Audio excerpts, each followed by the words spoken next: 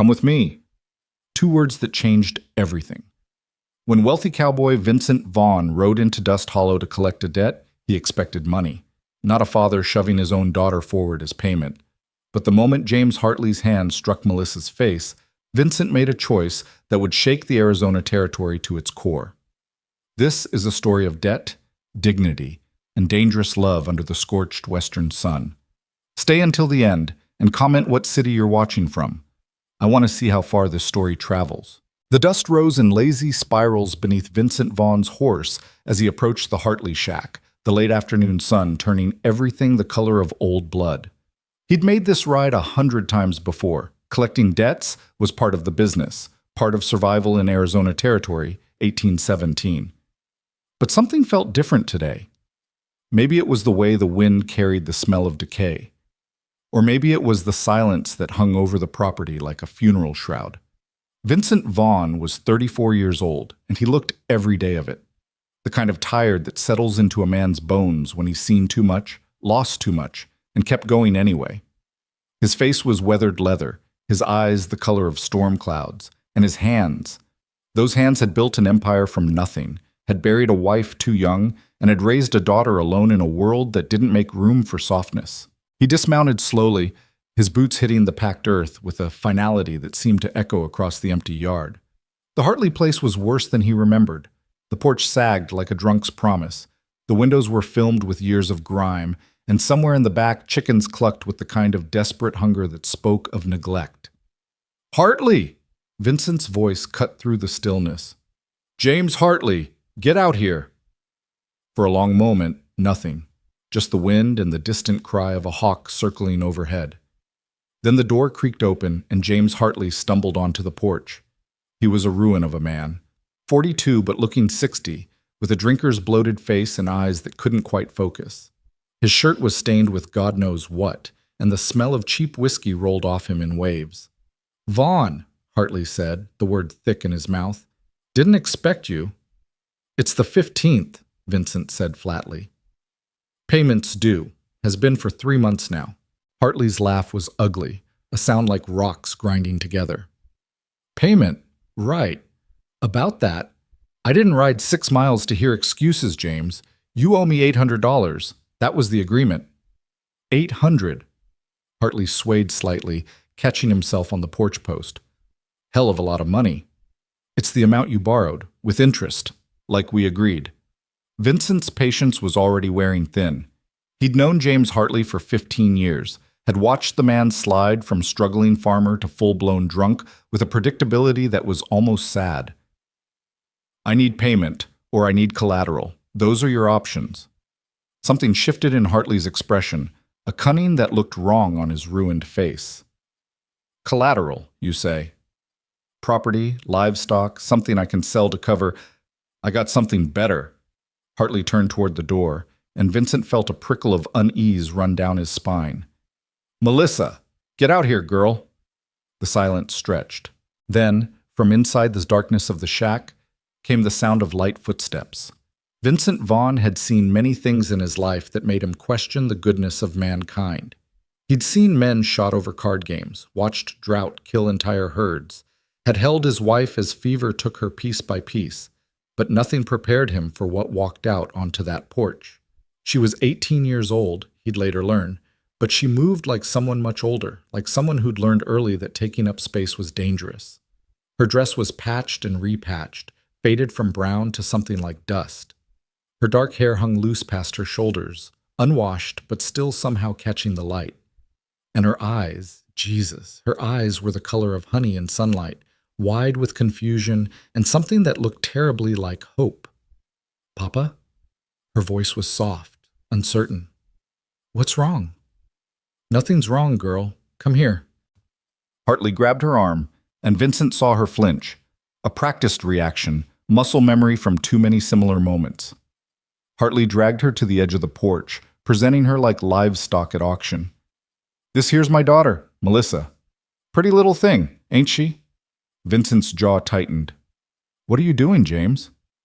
"Giving you collateral." Hartley's grin was hideous. "She cooks, cleans, does what she's told. Worth more than $800, I'd wager. Hell, she's worth a small fortune to the right man. The world seemed to narrow to that moment, the girl's face going pale, Vincent's hands curling into fists at his sides, and Hartley standing there with the satisfied look of a man who thought he'd just solved all his problems. She's worth what I owe, Hartley continued, oblivious or uncaring of the horror dawning in his daughter's eyes. Take her off my hands, we call it even. Simple as that. Papa, Melissa's voice cracked on the word. Papa, what are you saying? I'm saying your payment, girl. Mr. Vaughn here's been good enough to loan me money. Now I'm paying it back. You should be grateful, going to a rich man like him. Better than staying here. Vincent watched the realization crash over her like a wave. Her honey-colored eyes went wide, then filled with something deeper than fear, betrayal maybe, or the death of whatever small hope she'd been carrying. I'm not... She turned to her father, her voice rising. I'm not for sale. I'm your daughter. I'm a person, not property you can just trade for. The slap came fast.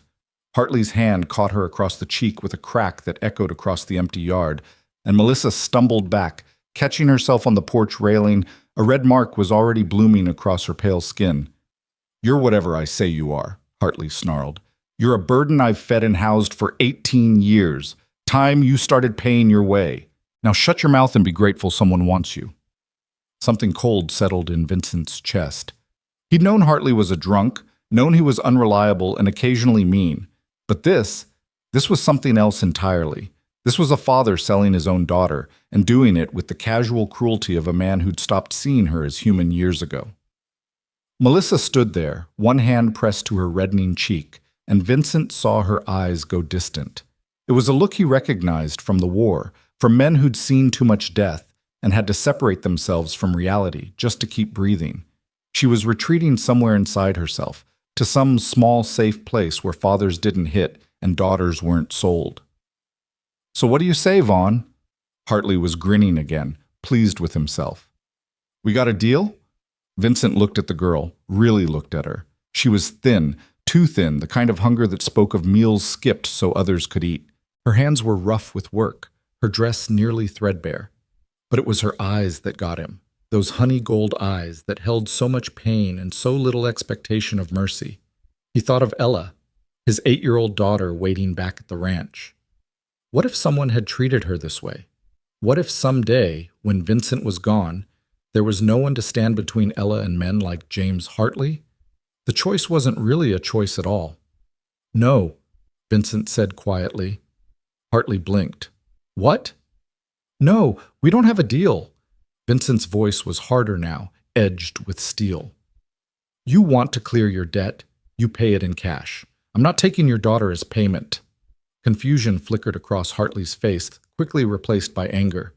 Now you wait just a damn minute. I'm done waiting.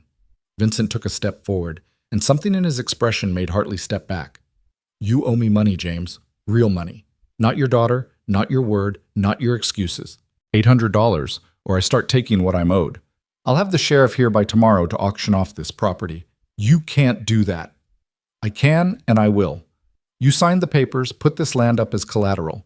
You want to keep your property, you find a way to pay me. Vincent turned toward his horse, done with this conversation, done with this pathetic excuse for a man. Wait! Vincent paused, one hand on his saddle. What if... Hartley's voice took on a wheedling tone. What if she just comes to work for you, to work off the debt?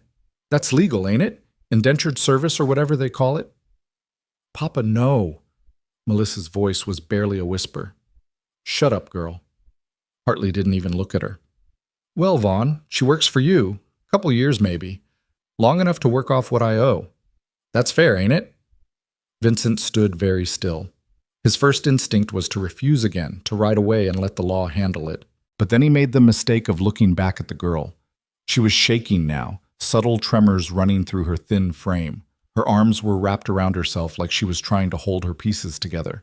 And in her eyes was the absolute certainty of someone who knew their fate was being decided and had no power to change it. If Vincent rode away, what happened to her? Hartley would find another way to sell her, another man less scrupulous than Vincent, or she'd stay here, trapped in this decaying shack with a drunk who saw her as property, and she'd waste away year by year until there was nothing left of whoever she might have been. "How old is she?" Vincent asked. 18, just turned last month. "And you're her legal guardian?" "Her father, yes, sir." Hartley stood a little straighter, sensing possibility. Vincent's mind worked through the angles. If he took her as an indentured servant, there would be papers, a legal contract. It would be above board, nothing like the slave trade that still haunted the South. She'd have rights, at least on paper. And more importantly, she'd be away from here, away from Hartley. He could protect her, not because she was payment, but because it was the right thing to do. 5 years, Vincent said finally. Legal papers drawn up, signed by both of you and witnessed. She works at my ranch for 5 years. That clears your debt. After 5 years, she's free to go wherever she wants. 5 years? Hartley frowned. That seems 5 years or nothing. Those are your options. Hartley's face worked through several expressions before settling on grudging acceptance. Fine.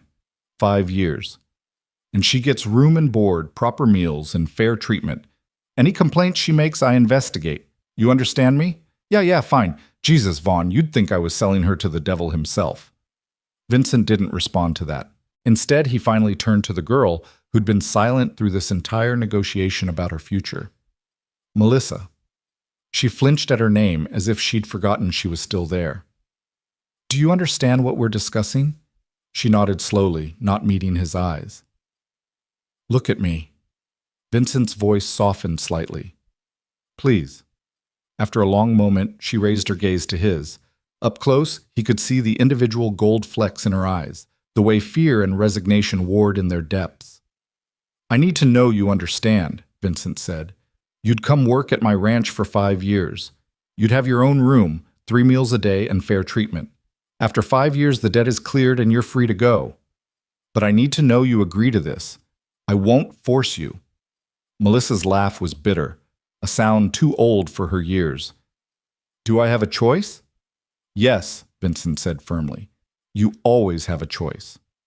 Then what are my other options? She gestured around the desolate yard. Stay here with him? Wait for him to sell me to someone else? Or maybe just... She cut herself off, pressing her lips together. Vincent saw it then, the moment she'd been considering running, just vanishing into the wilderness, taking her chances with whatever waited out there. The fact that she'd even considered it told him everything he needed to know about how desperate her situation was. Those aren't real choices, she said quietly. They're just different kinds of prison. Working at my ranch isn't prison, isn't it? She met his eyes directly now, and he saw a spark of defiance there, buried but not dead. I don't know you. I don't know what kind of man you are, but I know what kind of man my father is. And I know men don't do nice things for girls like me without expecting something in return. The words hit Vincent harder than they should have. She was right to be suspicious, right to expect the worst. The world had probably taught her that lesson over and over. You're right, he said. You don't know me, but I'm going to make you a promise anyway, and you can decide whether to believe it. If you come to work at my ranch, I will treat you fairly. You'll work hard. I won't lie about that. But you'll be fed, you'll be safe, and no one will hurt you. That includes me. 5 years, then you're free. That's my word. Melissa stared at him for a long moment, searching his face for something, lies maybe, or hidden cruelty. Whatever she was looking for, she must not have found it, because some of the tension left her shoulders. Like I have a choice, she said again, but this time it sounded less like bitterness and more like resignation. So we got a deal? Hartley was getting impatient. Vincent ignored him. Melissa, I need to hear you agree, out loud. She took a shaky breath. I agree. 5 years. Then I'm free. Then I'm free, Vincent echoed. That's the deal. Good. That's settled then. Hartley rubbed his hands together. When do you want her? Vincent's jaw tightened at the casual way Hartley spoke about his daughter. Today. Now. She packs whatever belongings she has, we draw up the papers, and she comes with me. Today? Melissa's voice rose. But I need time to... Time for what? Hartley snapped. Ain't like you got friends to say goodbye to. Most of your stuff's rags anyway. Go pack, girl. Quick as you can. Melissa looked between them, her panic visible now. This was happening too fast, her whole life changing in the span of a conversation, but she nodded jerkily and disappeared back into the shack. Vincent turned to Hartley. I need paper and ink. We're writing this out proper. Don't have ink, got pencil maybe. Then get it, and get your Bible. You're going to swear on it that this debt is cleared once the 5 years are done. 20 minutes later, Vincent had a crude but legally sound contract scratched out on a piece of torn paper. It outlined the terms: 5 years of service, room and board provided, debt cleared at the end. Both men signed it, and Hartley's neighbor, a weathered woman who'd wandered over at the commotion, witnessed it with a suspicious glare at Hartley. Never seen a father so eager to be rid of his daughter, she muttered, but she signed. Melissa emerged with a cloth bundle that couldn't have held more than 2 or 3 items, everything she owned in the world, tied up in a piece of old sheet. She stood on the porch, looking small and lost, and Vincent felt something twist in his chest. That all you got? Hartley asked. Yes, Papa. Well, get going then. Mr. Vaughn's waiting. Hartley didn't move to hug her, didn't offer any words of comfort or goodbye. He just stood there, looking vaguely irritated that this was taking so long. Melissa descended the porch steps slowly, each one seeming to take effort. When she reached the bottom, she turned back one last time. Papa, go on, girl. You ain't my problem no more. The words landed like physical blows. Vincent watched Melissa's face crumple for just a second before she got it under control, smoothing her expression into careful blankness. This, he realized, was a skill she'd learned young: how to hide pain, how to not react, how to make herself small and unnoticeable. Come on, Vincent said quietly. Long ride back to the ranch. He mounted his horse, then held his hand down to her. Melissa stared at it for a moment like she didn't understand what it was for. Then, hesitantly, she reached up and took it. Her hand was small in his, roughened with calluses, but still somehow delicate. Vincent pulled her up behind him in one smooth motion, and she settled onto the horse's back with the awkward uncertainty of someone who didn't ride often. Hold on, Vincent said. Grab my waist. Don't want you falling off. After a moment's hesitation, her arms came around him, tentative as bird wings. She was shaking, could feel the tremors running through her, but she held on. Vincent turned his horse and started down the road away from the Hartley shack. He didn't look back, didn't acknowledge Hartley standing on the porch. But he felt Melissa turn her head one last time, taking a final look at the only home she'd ever known, terrible as it was. They rode in silence for the first mile. The sun was starting its descent toward the horizon, painting the desert in shades of amber and gold. The air was cooling, carrying the scent of sage and dust.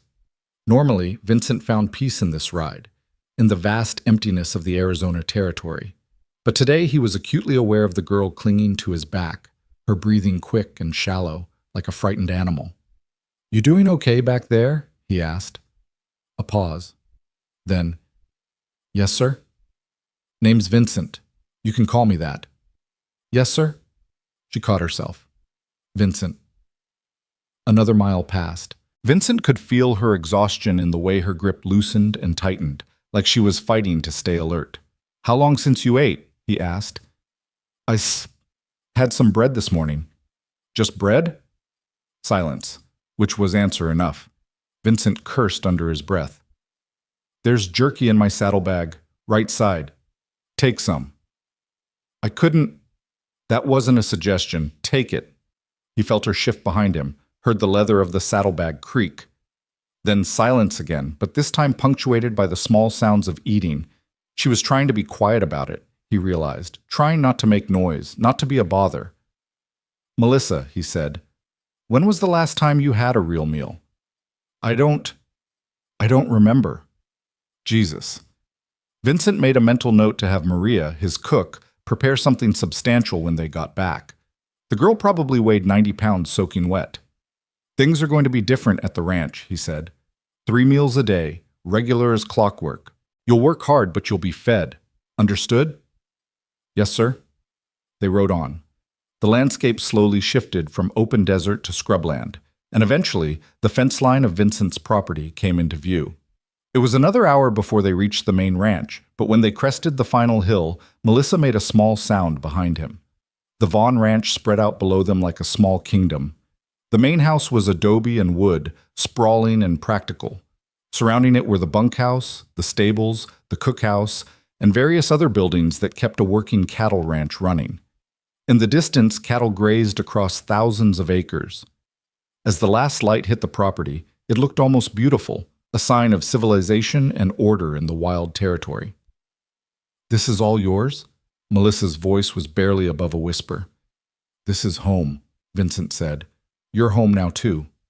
For the next 5 years, anyway." He felt her tense behind him at the reminder. 5 years. It must have seemed like a lifetime to her. They rode down to the main compound, and immediately, ranch hands started appearing from various buildings. Word traveled fast on a ranch. Everyone would know within the hour that Vincent had brought a woman back with him. "Boss!" A young man named Tommy jogged over as Vincent dismounted. "Didn't expect you back, Sophia." He stopped short when he saw Melissa still sitting on the horse, looking like she might bolt at any moment. "Tommy," Vincent said evenly, "this is Melissa. She's going to be working here now. I want you to spread the word. She's under my protection, and anyone who bothers her answers to me. Clear?" Tommy's eyes went wide. "Yes, sir. Absolutely, sir." "Good. Go tell Maria to prepare a meal and get the spare room by the stables ready. Clean sheets, water for washing." As Tommy hurried off, Vincent turned back to Melissa and offered his hand again. "Come on down. Let's get you settled." She slid down from the horse with more grace than he expected, but her legs nearly buckled when she hit the ground. Vincent caught her elbow, steadying her.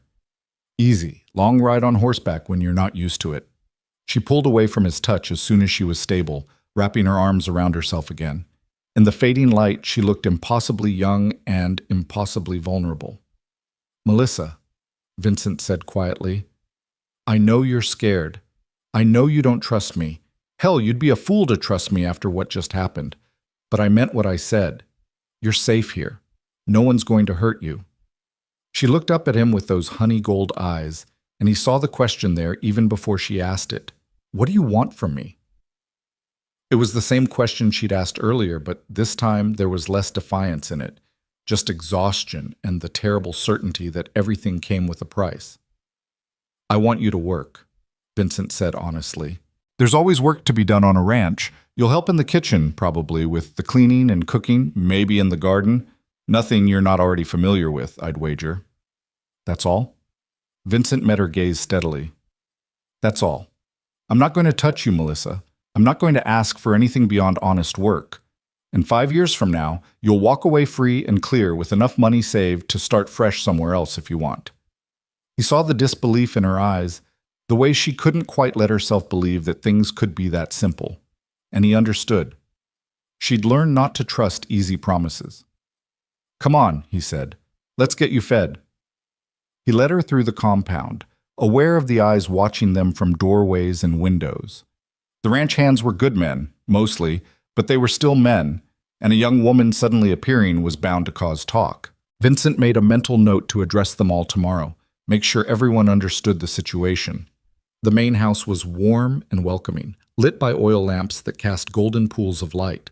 Vincent led Melissa through to the kitchen, where Maria was already bustling around pulling out leftovers from dinner. Maria was 60 if she was a day, round and fierce with a heart bigger than Texas. She took one look at Melissa, and her face softened in that particular way women have when they recognize another woman's suffering. "Ay, pobrecita," Maria murmured. "So thin. Come, sit, sit." Melissa looked to Vincent, as if asking permission. He nodded toward the table. "Sit, eat. I'll be back." He left her there in Maria's capable hands and went to check on the room Tommy was preparing. It wasn't much. A small space attached to the stables, meant originally for a stable hand. But it was clean, private, and it had a real bed with a real mattress. Better than anything she'd had at her father's place, he'd wager. Tommy was just finishing up, smoothing a quilt over the bed. "Got fresh water in the basin, sir, and I put some lavender sachets in the drawers, like my ma used to do. Figured it might help with the horse smell." "Good man. Thanks, Tommy." "Sir, if you don't mind me asking," Tommy hesitated. Who is she? I mean, where'd she come from? She's working off her father's debt, Vincent said shortly. And that's all anyone needs to know. Make sure the men understand. She's not entertainment, she's not available, and she's under my protection. Anyone has questions, they can ask me directly. Yes, sir. I'll make sure everyone knows. Vincent returned to the kitchen to find Melissa eating with the mechanical efficiency of someone who'd gone hungry often enough that food became purely functional. Maria was watching her with a mix of concern and approval. She's already finished 2 plates, Maria said in Spanish. When's the last time this girl ate proper? I don't know, Vincent replied in the same language. But she's going to eat proper from now on. Melissa looked up at them, understanding they were talking about her even if she didn't understand the words. Her cheeks colored slightly. Sorry, she said quietly. I didn't mean to be rude eating so fast. Nonsense, Maria said firmly in English. You eat as much as you want, mija. You're too skinny. We need to put meat on these bones. When Melissa finally pushed back from the table, looking slightly dazed from actual fullness, Vincent stood. Come on, I'll show you your room. He led her back out into the evening air, across the yard to the small building by the stables. When he opened the door and lit the lamp, Melissa stopped in the doorway, staring. This is for me? All yours, Vincent confirmed. It's not much, but it's perfect, she breathed. She stepped inside slowly, running her hand over the quilt, touching the clean water basin like she couldn't believe it was real. I've always shared a room with... She stopped herself. There's a lock on the inside of the door, Vincent said quietly. You're the only one with a key. No one comes in without your permission, not even me. She turned to look at him, and for the first time something like gratitude flickered across her face. Thank you, she whispered. Vincent nodded. Get some rest. Tomorrow you'll meet Ella, my daughter. She's 8, and Maria will show you around, explain your duties. But tonight, just sleep. You look dead on your feet. He turned to leave, but her voice stopped him. Vincent? He looked back. Why did you do this? Really? Her eyes searched his face. You could have just taken your money from the property. You didn't have to bring me here. Vincent was quiet for a long moment, thinking about how to answer. Finally, he said, Because I have a daughter. And I keep thinking, what if someday when I'm gone, she finds herself in a situation like yours? I'd want to believe that there's someone out there who'd help her, who'd see her as a person instead of property. Maybe by helping you, I'm paying it forward. Maybe I'm just trying to sleep better at night. I don't know. But you deserved better than what he was offering, and I had the means to provide it. That's all. Melissa's eyes glistened with unshed tears. You're not what I expected. Neither are you, Vincent said softly. Then he tipped his hat. Good night, Melissa. Lock the door behind me. He left her there and walked back toward the main house, aware that his life had just gotten infinitely more complicated. He'd brought a traumatized young woman onto his ranch, into his daughter's life, and he had no idea if he'd done the right thing or just created a different kind of problem. But when he remembered the look on her face when her father had struck her, when he remembered the resignation in her voice when she'd said, I'm not for sale, he knew he couldn't have done anything else. In the main house, he found Ella awake despite the late hour, sitting on the stairs in her nightgown. Papa! She jumped up and ran to him. Tommy said you brought a lady home. Vincent scooped her up, despite the fact that she was getting too big for it. I did. Her name's Melissa, and she's going to be working here now. Is she nice? I think so. You'll meet her tomorrow. Is she pretty? Vincent thought about honey gold eyes and that spark of defiance that hadn't quite been beaten out of her. Yeah, princess, she's pretty. As pretty as Mama was? The question pierced his heart like it always did. Ella had been only 3 when her mother died of fever. She barely remembered her, but she asked about her constantly. Different kind of pretty, Vincent said carefully. But yes, very pretty. Is she going to be my new mama? No, baby. She's just going to work here and help Maria with things around the house. That's all. Ella seemed disappointed, but she nodded. Okay, Papa. Vincent carried her up to bed and tucked her in, kissing her forehead. Sleep now. Tomorrow's a new day. But as he lay in his own bed later, staring at the ceiling, Vincent couldn't shake the feeling that he'd set something in motion that he didn't fully understand. He'd brought Melissa here to save her, to give her a chance. But he hadn't expected the way her eyes haunted him, or the protective fury he'd felt when her father struck her. He told her he wouldn't touch her, wouldn't ask for more than work. And he'd meant it.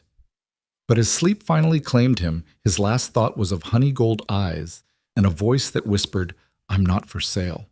And he wondered if maybe, just maybe, saving her might end up saving him too. Morning came too early, announced by a rooster's crow that shattered the fragile peace of Melissa's first real sleep in months. She jolted awake, disoriented, her heart hammering as she tried to remember where she was. The room was unfamiliar, too clean, too quiet, with actual walls instead of the drafty gaps she'd grown used to. Then it all came rushing back, her father's cruelty, the cowboy's storm cloud eyes, the long ride through the desert, and the impossible promise of safety. She sat up slowly, her body aching from the unfamiliar softness of the mattress. Through the small window, she could see the ranch coming to life in the pre-dawn light. Men moved between buildings with purposeful strides, their voices carrying across the yard in low rumbles. Somewhere, a horse whinnied. The smell of coffee and frying bacon drifted through the air, making her stomach clench with sudden hunger despite Maria's generous meal the night before. Melissa dressed quickly in the same patched dress she'd worn yesterday. Her only dress, really, and splashed water on her face from the basin. The water was still clean, cold against her skin, and she took a moment to study her reflection in the small mirror hanging on the wall. The same honey gold eyes stared back at her, but there was something different in them today. Not hope, exactly, but maybe the absence of complete despair. A soft knock on the door made her jump. "Melissa?" Maria's voice, warm and motherly. "You awake, mija?" Melissa unlocked the door, her door, with her key, and found Maria standing there with a bundle of fabric in her arms. "Good, good, you're up," Maria said, bustling inside without waiting for invitation. "I brought you some dresses. They were mine when I was younger before I got so round." She patted her ample hips with a laugh. "They might be a little long on you, but we can fix that. Can't have you working in that rag you're wearing." Melissa looked down at her dress, shame heating her cheeks. "It's all I have." "Well, now you have more." Maria set the bundle on the bed.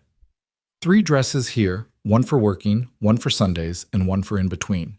And some undergarments, stockings, everything clean and mended. We'll get you more as we need them."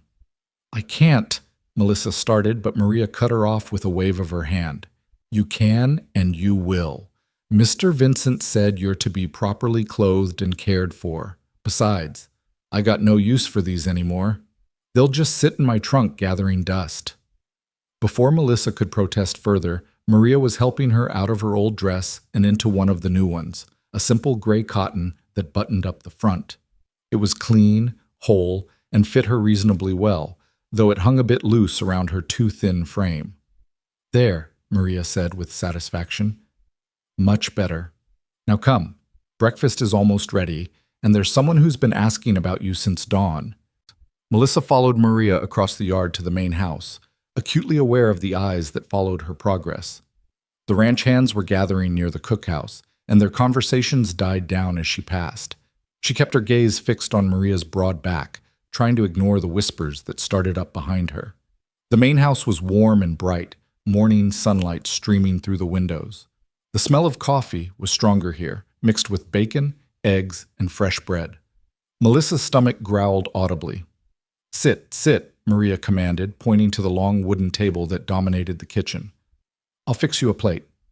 Melissa had just settled into a chair when she heard light footsteps on the stairs, followed by a child's excited voice. "Maria, is she here? Is the lady here?"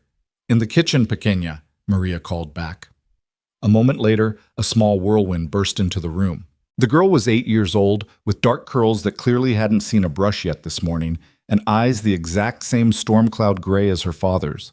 She wore a white nightgown and bare feet, and she stopped dead when she saw Melissa, her mouth forming a perfect O of surprise. "You're her," the girl breathed. "You're the lady Papa brought home." Melissa managed a small smile. "I'm Melissa. You must be Ella." "Ella Marie Vaughn," the girl said formally, then dropped all pretense of formality and rushed forward. "Are you going to live here now? Papa said you're going to work here. Do you like horses? I love horses. I have one named Buttercup, but Papa says she's really his horse and he's just letting me borrow her, but I think that's silly because if I ride her every day, then she's really mine, don't you think? Ella, Maria said with a laugh, give the poor girl a chance to breathe and go get dressed. Your papa will be down soon. Ella deflated slightly, but nodded. Will you still be here when I come back? I'll be here, Melissa said softly. Promise? The word hit harder than it should have. Melissa thought of all the promises broken in her life, all the times she'd been told things would get better, and they never did. But looking at Ella's hopeful face, she couldn't bring herself to add to the world's disappointments. I promise. Ella beamed and ran back upstairs, her feet thundering on the wooden steps. Maria shook her head fondly. That girl, she said, setting a plate in front of Melissa. She's been lonely for female company. The men here, they try their best, but it's not the same. She needs women around. Melissa looked down at the plate. Eggs, bacon, toast with butter and jam, fried potatoes. More food than she'd normally see in 2 days. Maria, this is too much. Nonsense, you eat. You're too skinny. We need to fatten you up. As Melissa ate, more slowly this time, trying to maintain some dignity, Maria moved around the kitchen with practiced efficiency. She talked as she worked, a steady stream of information about the ranch, the people who lived here, and what would be expected of Melissa. The men eat breakfast at 6, lunch at noon, dinner at 6, Maria explained. We'll be cooking for about 20 men most days, more during roundup season. You'll help me with the cooking, the cleaning, the laundry. There's a garden out back that needs tending, and Ella, that girl needs someone to help her with her lessons and keep her from running wild. Mr. Vincent tries, but he's busy running this place. I don't know much about teaching, Melissa admitted. My father didn't believe in education for girls. Maria snorted. Your father's a fool, but you can read, yes? A little. My mother taught me before she died. Good. That's more than some. We'll figure it out together. Maria paused in her work, turning to look at Melissa seriously. Mr. Vincent, he's a good man, fair, honest. But this ranch, it's his life. He works hard, expects others to work hard too. You do your job, you'll be treated well. You slack off, you'll hear about it. Understood? Yes, ma'am. And the men, Maria continued. Most of them are good boys, but they're still men. You stay away from the bunkhouse unless I'm with you. You don't flirt, you don't lead anyone on, and if anyone bothers you, tell Vincent, Melissa finished, remembering his words from last night. Exactly, Maria nodded approvingly. He meant what he said about you being under his protection. That means something here. The back door opened and Vincent walked in, bringing the smell of horses and morning air with him. He'd clearly been up for hours already. His shirt was dusty, his boots scuffed, but he looked more rested than he had yesterday, less grim. Morning, Maria, he said. Then his eyes found Melissa. Melissa, you sleep okay? Yes, sir. Thank you. Vincent, he corrected gently, we established this yesterday. Vincent, she amended, the name still feeling strange on her tongue. He poured himself coffee from the pot on the stove, moving with the ease of someone comfortable in this space. Maria's been explaining things? Yes, Vincent. Good. He leaned against the counter, studying her over the rim of his cup. We'll take today easy, let you get oriented. Maria will show you around, introduce you to people. Tomorrow you can start proper work. I can start today, Melissa said quickly. I don't need special treatment. Something flickered in Vincent's expression. Approval, maybe. Eager to work. That's good. But there's no rush. You're going to be here for 5 years. One day to get settled won't hurt. 5 years. The words hung in the air between them, heavy with implication.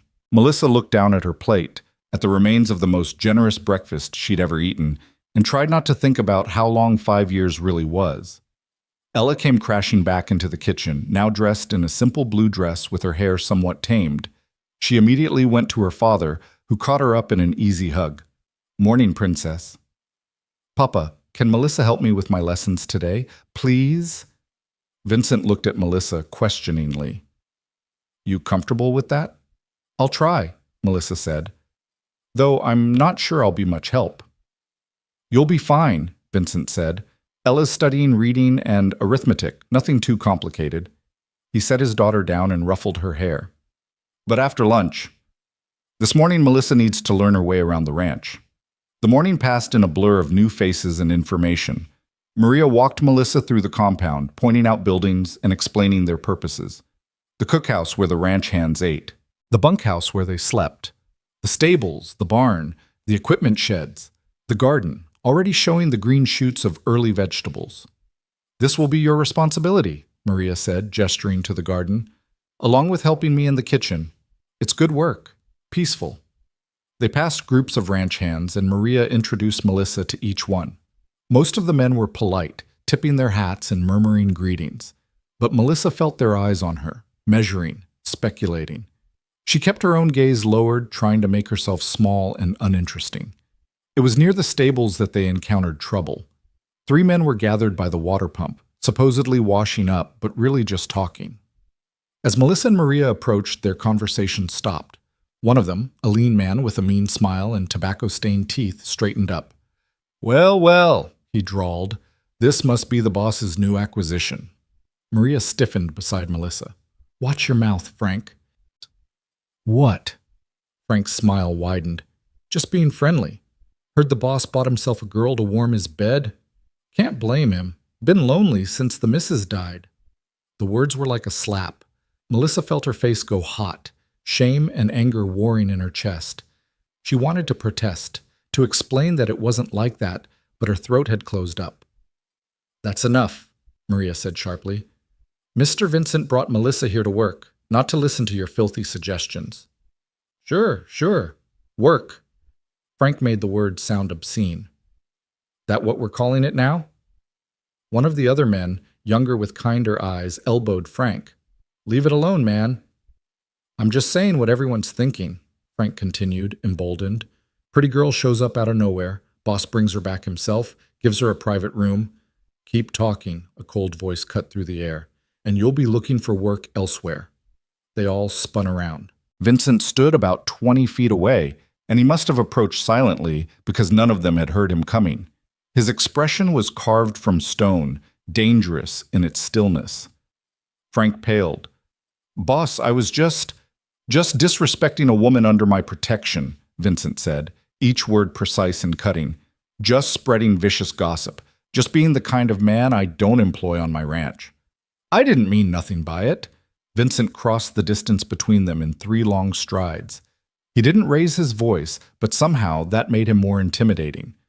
"Let me make something very clear, Frank, and the rest of you listen good." He raised his voice slightly, and Melissa realized other ranch hands had appeared, drawn by the commotion. "Melissa is here to work. She's working off her father's debt. That's the arrangement, and that's all it is. Anyone who suggests otherwise, anyone who bothers her, anyone who makes her feel unsafe, they answer to me, personally. Am I understood?" Chorus of "Yes, boss" came from the gathered men. Vincent's eyes were still locked on Frank. "You got something to say?" "No, boss, I'm sorry, won't happen again." "You're right, it won't. Because you're going to apologize to Melissa, and then you're going to avoid her like the plague unless your work requires interaction. And if I hear one more word, even a whisper, about her from you, you're gone. Clear?" Frank swallowed hard and turned to Melissa. "Sorry, miss, I was out of line." Melissa nodded stiffly, not trusting her voice. Vincent addressed the crowd now. "This goes for everyone. Melissa is off limits. She's not entertainment, she's not gossip material, and she's sure as hell not available. She's a worker on this ranch, same as any of you, and she deserves respect. Anyone got a problem with that?" Silence. The men shuffled their feet, looking anywhere but at Vincent's face. "Good. Now get back to work. All of you."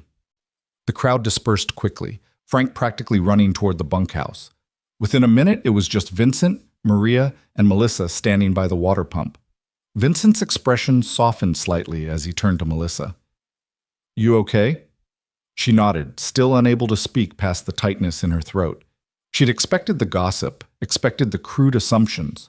What she hadn't expected was someone to defend her so fiercely, so publicly. "I meant what I said last night," Vincent continued quietly. "You're safe here. Under my protection. That means something on this ranch." "Thank you," Melissa finally managed. You didn't have to. Yes, I did. Vincent's tone left no room for argument. This is your home now for the next 5 years. You shouldn't have to hear that kind of talk. You shouldn't have to feel afraid. Maria patted Melissa's shoulder. Come on, mija, let's finish the tour. And you, she pointed at Vincent, you need to eat. I saved you breakfast. Vincent nodded, his eyes lingering on Melissa for another moment before he headed toward the house. Melissa watched him go, something complicated twisting in her chest. She'd spent 18 years learning that men were dangerous, that kindness always came with a price, but Vincent kept doing things that didn't fit that narrative, and she didn't know what to do with that. The rest of the morning passed without incident. By lunchtime, Melissa had a reasonable understanding of the ranch's layout and routine. She helped Maria serve the midday meal to the ranch hands, keeping her eyes down and speaking to no one. The men were subdued, clearly still thinking about Vincent's words. After lunch, as promised, Melissa sat with Ella at the kitchen table while the girl worked through her lessons. Ella's reading primer was well worn, and she read haltingly but with determination. You're doing really well, Melissa said encouragingly as Ella finished a page. Papa says reading is important, Ella said seriously. He says Mama loved books. Did your mama love books? The question caught Melissa off guard. Yes. Yes, she did. She used to read to me before she died. What happened to her? Fever, same as your mama, I think. Ella's small hand reached across the table and patted Melissa's. It's sad when mamas die. Papa cries sometimes at night. He thinks I don't hear, but I do.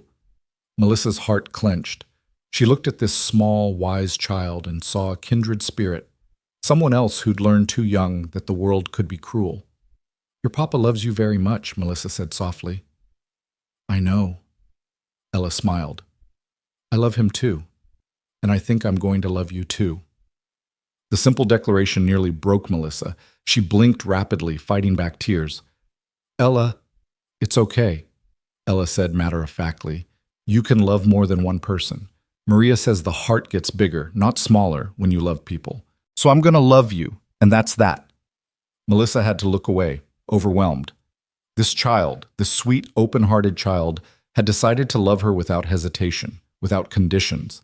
It was terrifying and wonderful all at once. The afternoon wore on. Vincent came in briefly to check on them, smiling at the sight of Ella and Melissa bent over the primer together. Then he was gone again, back to the endless work of running a ranch. As evening approached, Maria put Melissa to work helping prepare dinner.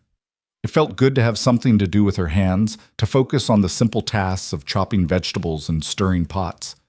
The rhythm was familiar, comforting in its normalcy. Dinner was served to the ranch hands first, then Vincent and Ella ate at the kitchen table while Maria and Melissa cleaned up. The domesticity of it all was strange to Melissa. At her father's house, meals had been silent, tense affairs. Here, Ella chattered about her day, and Vincent listened with patient attention, asking questions and offering gentle guidance. Can Melissa eat with us tomorrow? Ella asked as she finished her potatoes. Vincent glanced at Melissa, who was scrubbing a pot at the wash basin. That's up to Melissa. She might prefer to eat with Maria. I prefer whatever's appropriate, Melissa said carefully, not wanting to overstep. Then eat with us, Vincent said. Maria usually eats with her husband in their cottage. No reason for you to eat alone. After dinner, Vincent took Ella upstairs for her bedtime routine. Melissa finished cleaning the kitchen, then stepped outside for a breath of air. The desert night was cool and clear. Stars scattered across the sky like diamonds on black velvet. She could hear the low murmur of men's voices from the bunkhouse, the occasional nicker of a horse from the stables. Beautiful, isn't it? Melissa turned to find Vincent standing a few feet away, having appeared as silently as he had earlier. She was starting to understand why the men called him boss with such respect. He moved like a predator, all controlled power and awareness. Yes, she agreed. I've never seen the stars so clearly. No lanterns to compete with out here. Just nature. He moved to stand beside her, both of them looking up at the sky. You did good today. I know it wasn't easy, especially after what Frank said. You didn't have to defend me like that. Yes, I did. Vincent's voice was firm. Men like Frank, they test boundaries. If I'd let him get away with that talk, it would have just gotten worse. This way, Everyone knows the rules. Melissa was quiet for a moment, then asked the question that had been nagging at her all day. Why do you care? Really? You barely know me. Vincent was silent for so long she thought he might not answer. When he finally spoke, his voice was low and thoughtful. 5 years ago, when my wife was dying, she made me promise something. She said, Vincent, don't let the world make you hard. Don't let losing me turn you into one of those men who only sees profit and loss. I didn't really understand what she meant then, but over time, I've come to realize that every choice we make either hardens us or keeps us human. He turned to look at her. When I saw your father try to sell you, I had a choice. I could ride away, let the law handle it, and tell myself it wasn't my problem. That would have been the hard choice. Or I could help you, do something that might actually matter, keep myself human. So that's what I did. And if I disappoint you? Melissa asked quietly. If I'm not worth the trouble? You're already worth it, Vincent said simply. You showed up today, worked hard, treated my daughter with kindness. That's enough. That's more than enough. They stood in companionable silence for a while longer, watching the stars wheel overhead. Finally, Vincent stirred. You should get some rest. Tomorrow the real work starts. Vincent? Melissa called as he turned to go. Thank you for everything. He nodded, his face half-shadowed in the starlight. Good night, Melissa. She watched him walk back to the main house, then made her way to her small room by the stables. Inside, she lit the lamp and sat on the bed, looking around at this space that was somehow, impossibly, hers. For the first time in years, maybe in her entire life, Melissa felt something that might have been hope. It was fragile and uncertain, like a candle flame in the wind. But it was there. She thought about Vincent's words, about choosing to stay human rather than hard. She thought about Ella's easy declaration of love. She thought about Maria's motherly care and the way the ranch hands had scattered at Vincent's anger on her behalf. Maybe, just maybe, this place could be more than a prison sentence. Maybe 5 years here could be a new beginning rather than an ending. As she prepared for bed, Melissa caught sight of herself in the mirror again. The same honey-gold eyes looked back at her, but there was something different in them now. Not just the absence of despair, but the faint, flickering presence of possibility. She blew out the lamp and settled into bed, listening to the sounds of the ranch settling for the night. The soft shuffling of horses in the nearby stables, the distant call of a coyote, the whisper of wind through the buildings. And for the first time since her mother died 7 years ago, Melissa fell asleep without fear tightening her chest, without wondering what new cruelty tomorrow would bring. Tomorrow would bring work. It would bring challenges. But it would also bring Ella's smile and Maria's kindness and Vincent's steady presence. That, she was beginning to believe, might be enough. The days began to blur together in a rhythm that was entirely foreign to Melissa. The rhythm of purpose, of routine, of being needed rather than merely tolerated. She rose each morning before dawn, helped Maria prepare breakfast for 20 hungry men, tended the garden under the climbing sun, helped Ella with her lessons in the afternoon, and fell into bed each night with the satisfying ache of honest work in her muscles. 3 weeks passed, then 4. The ranch hands stopped staring quite so openly. Frank kept his distance, as ordered, and slowly, almost imperceptibly, Melissa began to feel like she belonged somewhere for the first time in her life. But it was the moments with Ella that truly began to change something fundamental inside her. The girl had attached herself to Melissa with the fierce devotion of a child starved for feminine attention. She followed Melissa around the garden, chattering about everything and nothing. She insisted Melissa read to her every night before bed, curling up close like a kitten seeking warmth. And when Melissa braided Ella's wild curls each morning, the girl would sit perfectly still, savoring the gentle touch of caring hands. You're good at this, Ella said one morning as Melissa wove her hair into 2 neat plaits. Better than Papa. He tries, but he always makes them crooked. I used to do my mother's hair, Melissa said softly, before she got too sick. Do you miss her? Every day. Ella twisted around to look at Melissa with solemn eyes. I try to remember my mama, but it's hard. I was so little when she died. Sometimes I'm scared I'll forget her completely. Melissa's hands stilled in Ella's hair. She thought about her own mother, the way she'd smelled like lavender water, the songs she'd hummed while cooking, the feel of her cool hand on Melissa's forehead when fever struck. Those memories were precious, irreplaceable, and the thought of losing them was unbearable. "Then we'll make sure you don't forget," Melissa said firmly. "We'll ask your papa to tell you stories about her. And Maria, I bet she has stories too. We'll keep her alive in the telling." Ella's face brightened. "Really? You'd help me do that?" "Of course." The girl threw her arms around Melissa's waist, squeezing tight. "I'm so glad Papa brought you home." Over Ella's head, Melissa caught sight of Vincent standing in the doorway. She didn't know how long he'd been there or how much he'd heard, but his expression was unguarded for once, soft with something that looked like gratitude and grief mixed together. Their eyes met, and for a heartbeat, the air between them felt charged with unspoken understanding. Then Vincent cleared his throat. "Ella, finish getting ready. You're helping Tommy with the chickens this morning, remember?" "Yes, Papa." Ella released Melissa and bounded off, all childish energy once more. Vincent stepped into the room, and suddenly it felt smaller. Melissa busied herself tidying the breakfast dishes, acutely aware of his presence. "Thank you," he said quietly, "for what you said to her about her mother. I meant it. She shouldn't have to forget." "No, she shouldn't." Vincent moved closer, and Melissa could smell leather and sage on him, mixed with something uniquely his own. "My wife's name was Catherine. She was kind, patient, smart as a whip. Ella has her smile." "Tell her that," Melissa said, turning to face him. "Tell her all the small things you remember. That's how we keep people alive. In the details." Something flickered across Vincent's face. Pain, maybe, or recognition. "You're wise beyond your years." "I'm just someone who knows what it's like to lose everything." The words hung between them, heavier than intended. Vincent's eyes searched her face, and Melissa found she couldn't look away. There was an intensity to his gaze that made her pulse quicken, that made her suddenly conscious of how close they were standing. "You haven't lost everything," Vincent said finally, his voice rough. "Not anymore." Before Melissa could respond, Maria's voice called from the kitchen, breaking the moment. Vincent stepped back, the careful distance returning to his expression. "I should get to work," he said. "We're moving cattle to the north pasture today." He left, and Melissa pressed her hand to her chest, feeling the rapid flutter of her heart beneath her palm. Something was shifting between them, something dangerous and entirely inappropriate. She was here to work, to pay off a debt, nothing more.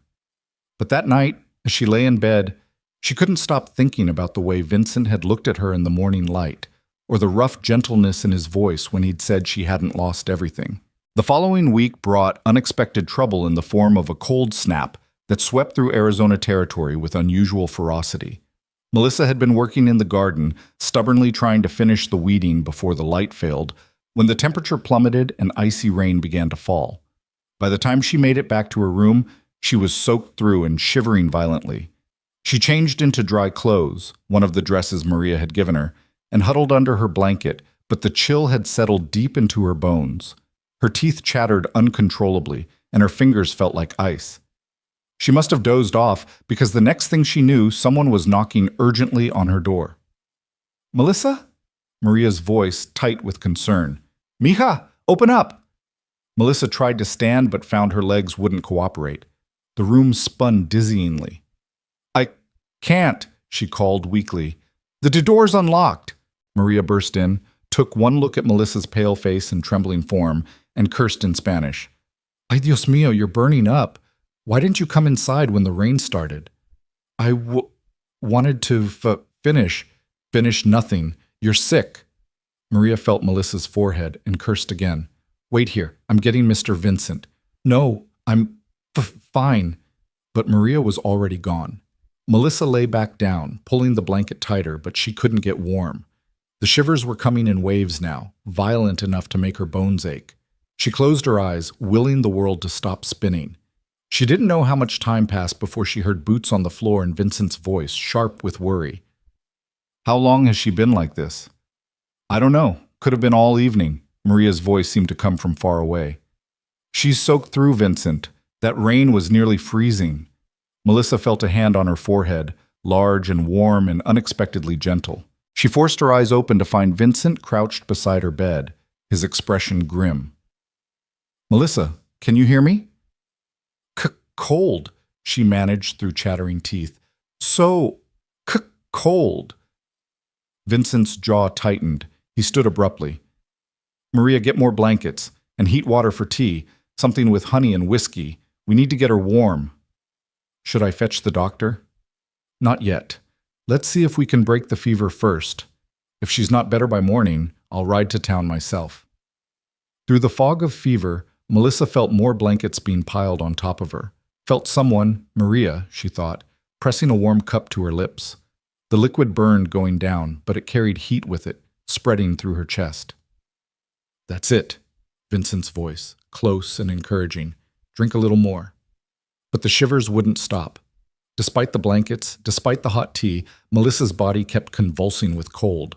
She heard Maria and Vincent talking in low, worried tones, caught fragments about shock and exposure and dangerous. Then Ella's small voice, frightened. "Papa, is Melissa going to die like Mama did?" "No, Princess. No, she's going to be fine." But Vincent's voice was tight with an emotion Melissa couldn't quite identify through the fever haze. "I want to stay with her. I'll keep her warm." "Ella, I don't think—" "Please, Papa. Mama used to say body heat was the best medicine, remember? When I was little and got cold, she'd hold me until I warmed up. I can do that for Melissa." There was a long pause. Then Vincent's voice, softer. "All right. But if she gets worse, you come get me immediately. Understand?"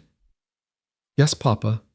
Melissa felt the blankets lift, felt a small, warm body curl against her side. Ella's arms came around her middle, and the girl's cheek pressed against Melissa's shoulder. "I've got you," Ella whispered. "You're going to be okay. I won't let you die." The simple, fierce declaration made Melissa want to cry. This child, this sweet child, had lost her mother to fever and was now terrified of losing someone else the same way.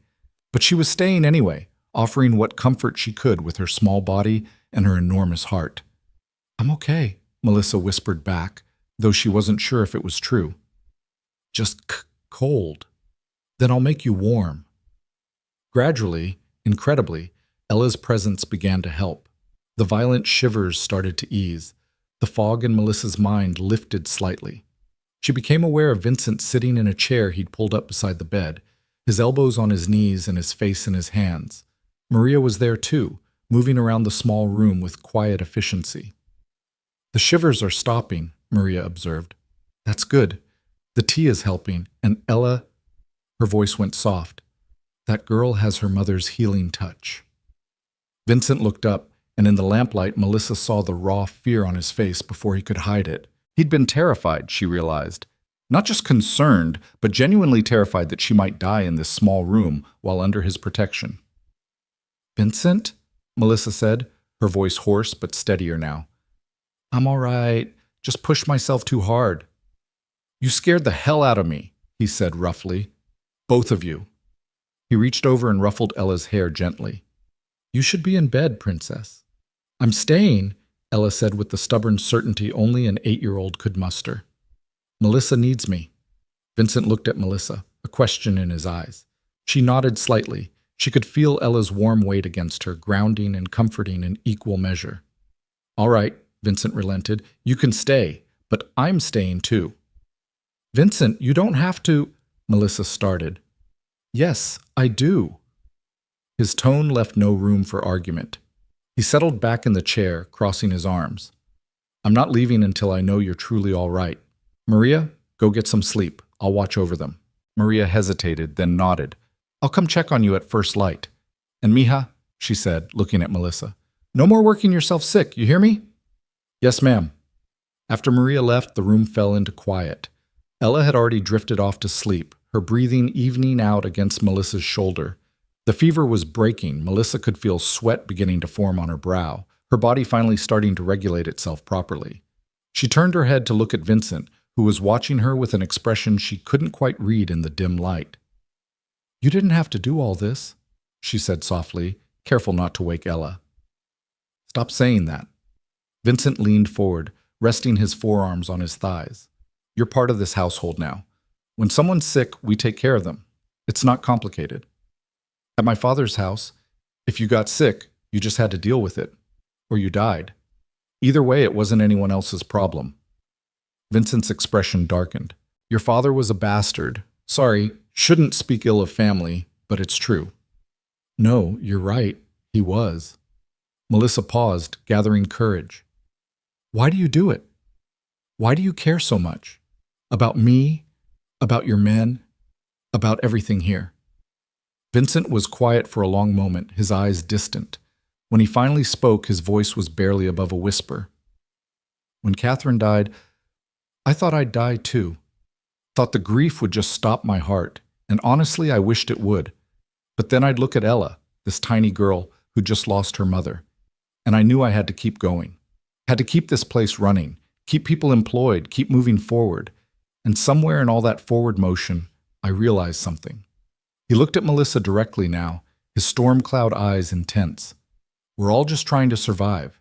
Everyone on this ranch, everyone in this territory, we're all fighting against the elements, the economy, our own demons. The least we can do is help each other when we can. Show a little kindness. Be the kind of people who make the world a bit less cruel. He paused. Catherine used to say that. She'd say, Vincent, we can't fix everything, but we can fix the small corner of the world we live in. So that's what I try to do. Melissa felt tears prick her eyes. She sounds like she was wonderful. She was. Vincent's voice roughened. And you remind me of her sometimes. Not in looks or manner, but in the way you treat Ella. The way you show up every day and work hard without complaint. The way you're kind, even though the world hasn't been kind to you.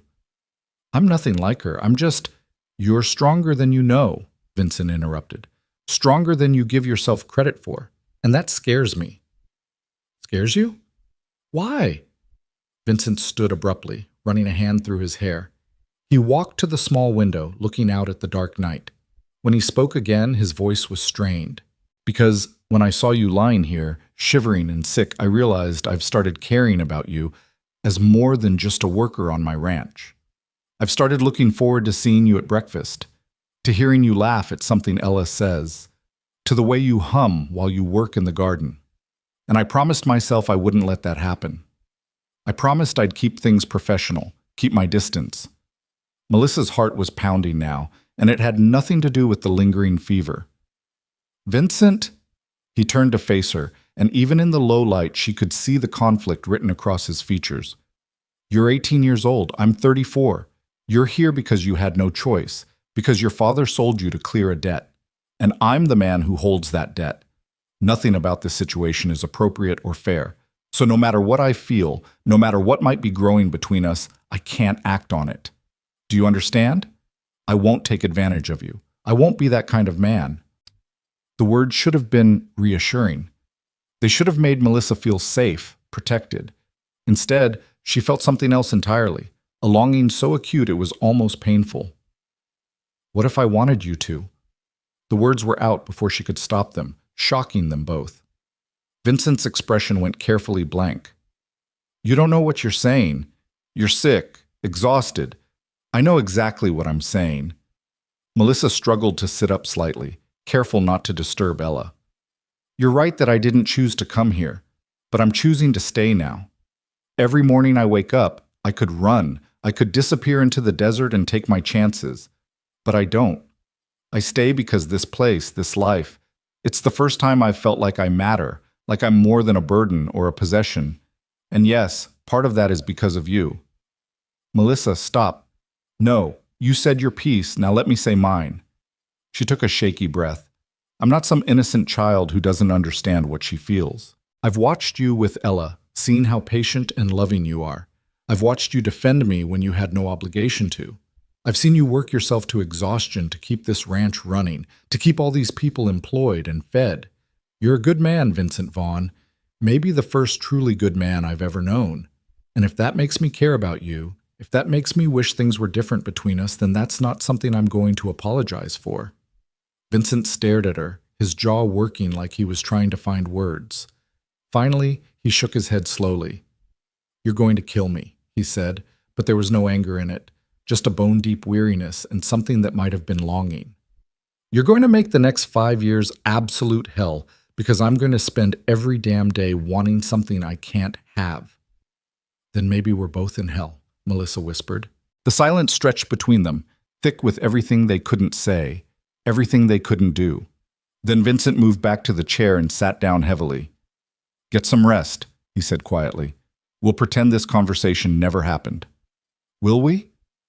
We have to. But even as he said it, his eyes told a different story. They traced her face with an intensity that made her breath catch, memorizing details in the lamplight. Melissa settled back down, Ella's warm weight still pressed against her side. She closed her eyes, but she could feel Vincent's presence in the room like a physical thing, protective, powerful, and impossibly distant all at once. She drifted in and out of sleep as the night wore on. Sometimes she'd wake to find Vincent still there, his head tilted back against the chair as he dozed. Once, she woke to find him standing beside the bed, tucking the blanket more securely around her and Ella, his touch so gentle it barely registered.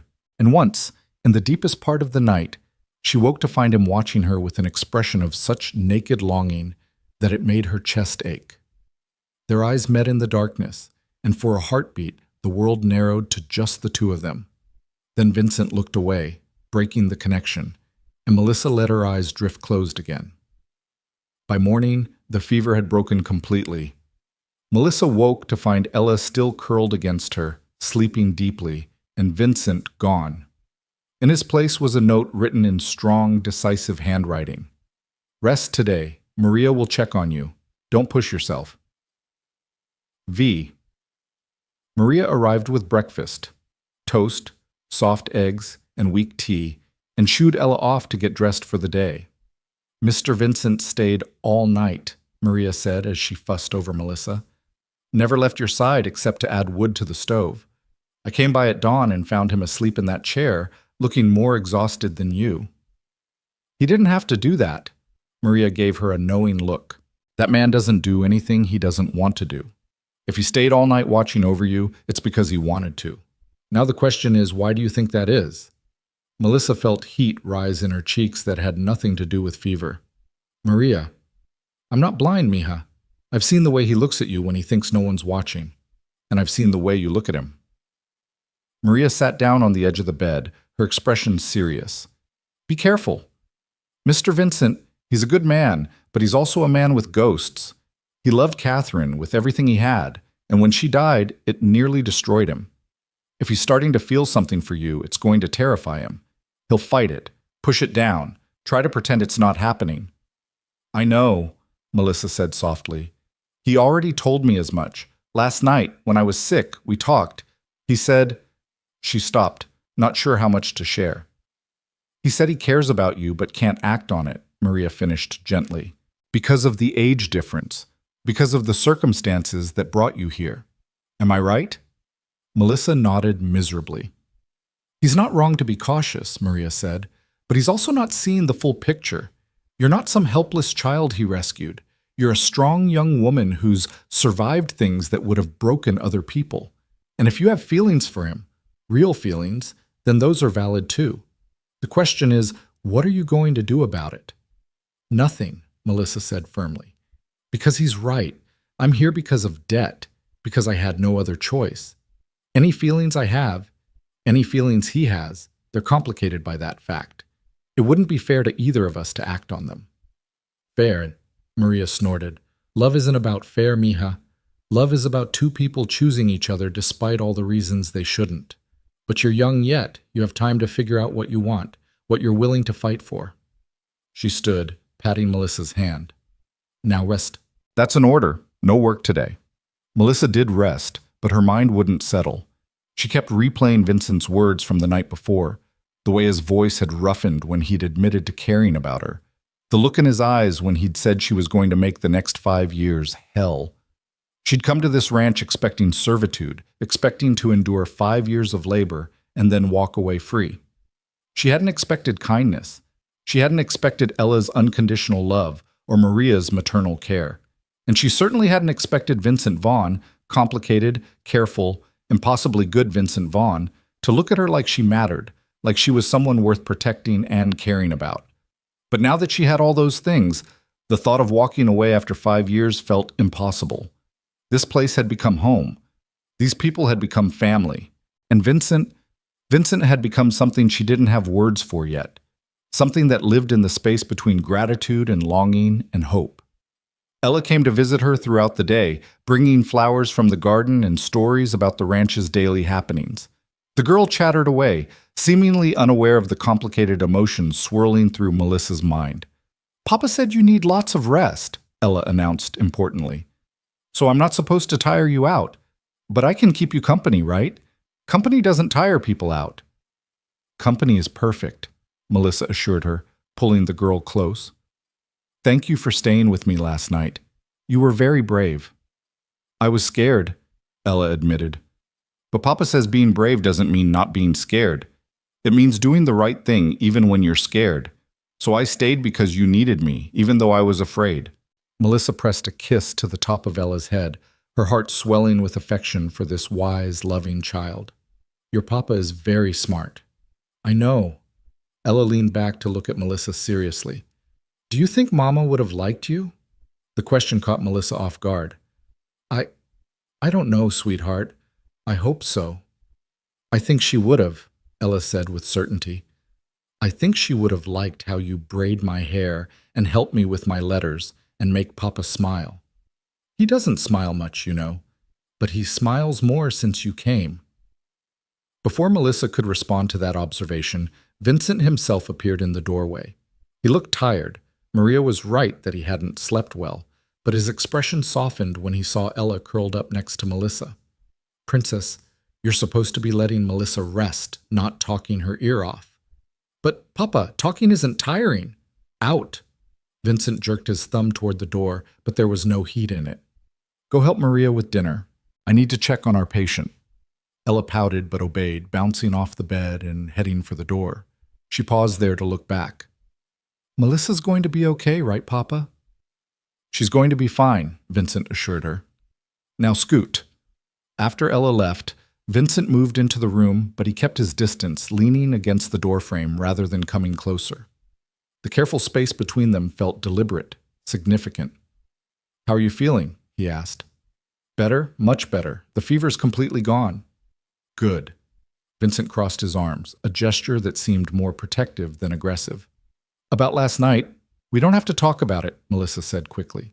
"No, we do." Vincent's voice was firm, but not unkind. "I said some things I shouldn't have.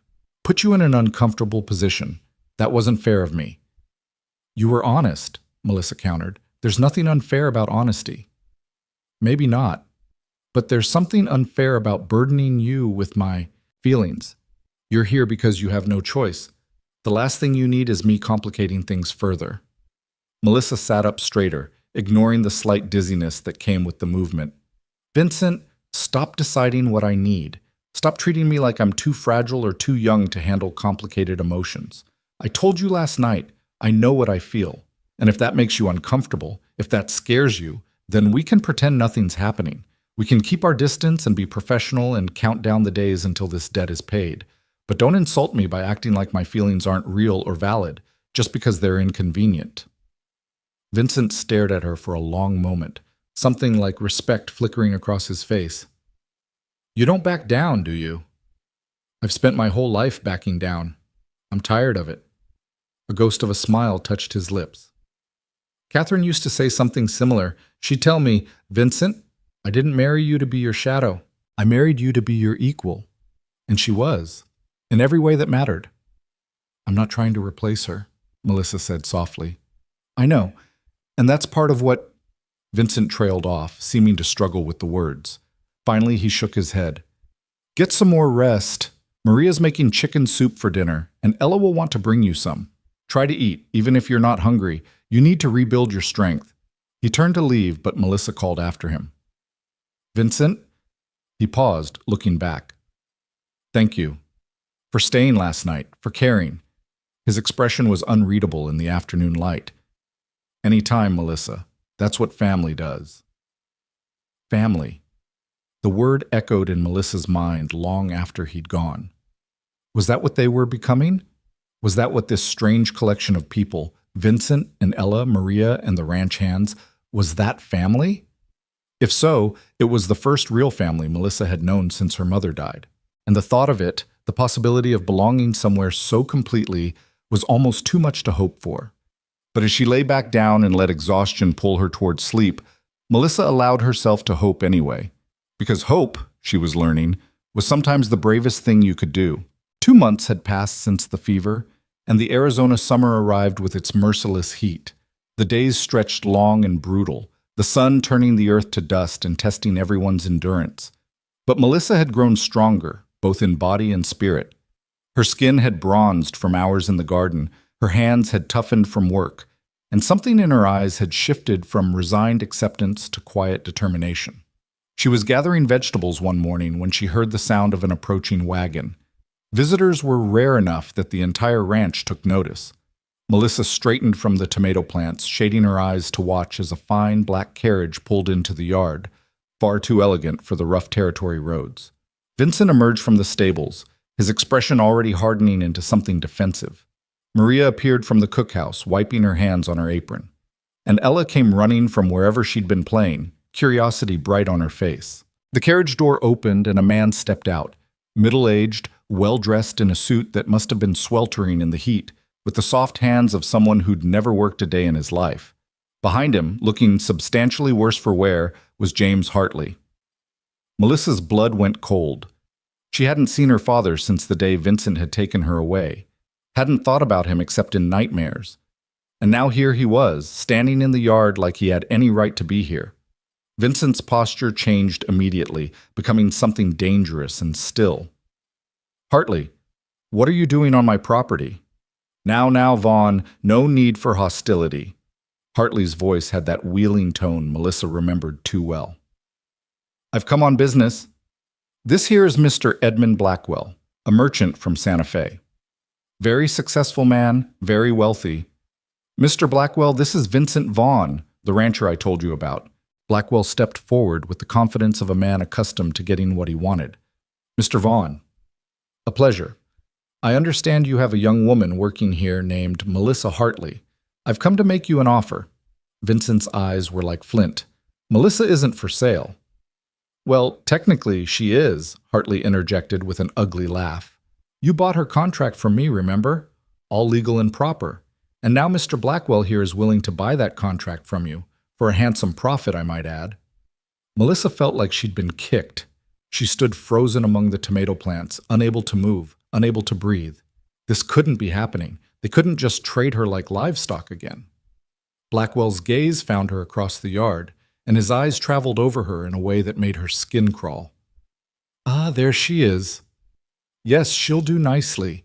I'm looking for a wife, you see, Mr. Vaughn. Someone young, biddable, who can manage a household and provide children. Miss Hartley fits the requirements perfectly." "I'm not interested in selling her contract," Vincent said flatly. "Perhaps you haven't heard my offer yet." Blackwell pulled out a leather wallet. "I'm prepared to pay you $2,000 for the contract. That's more than double what she owes you, I believe. Quite a profit for a few months of her labor."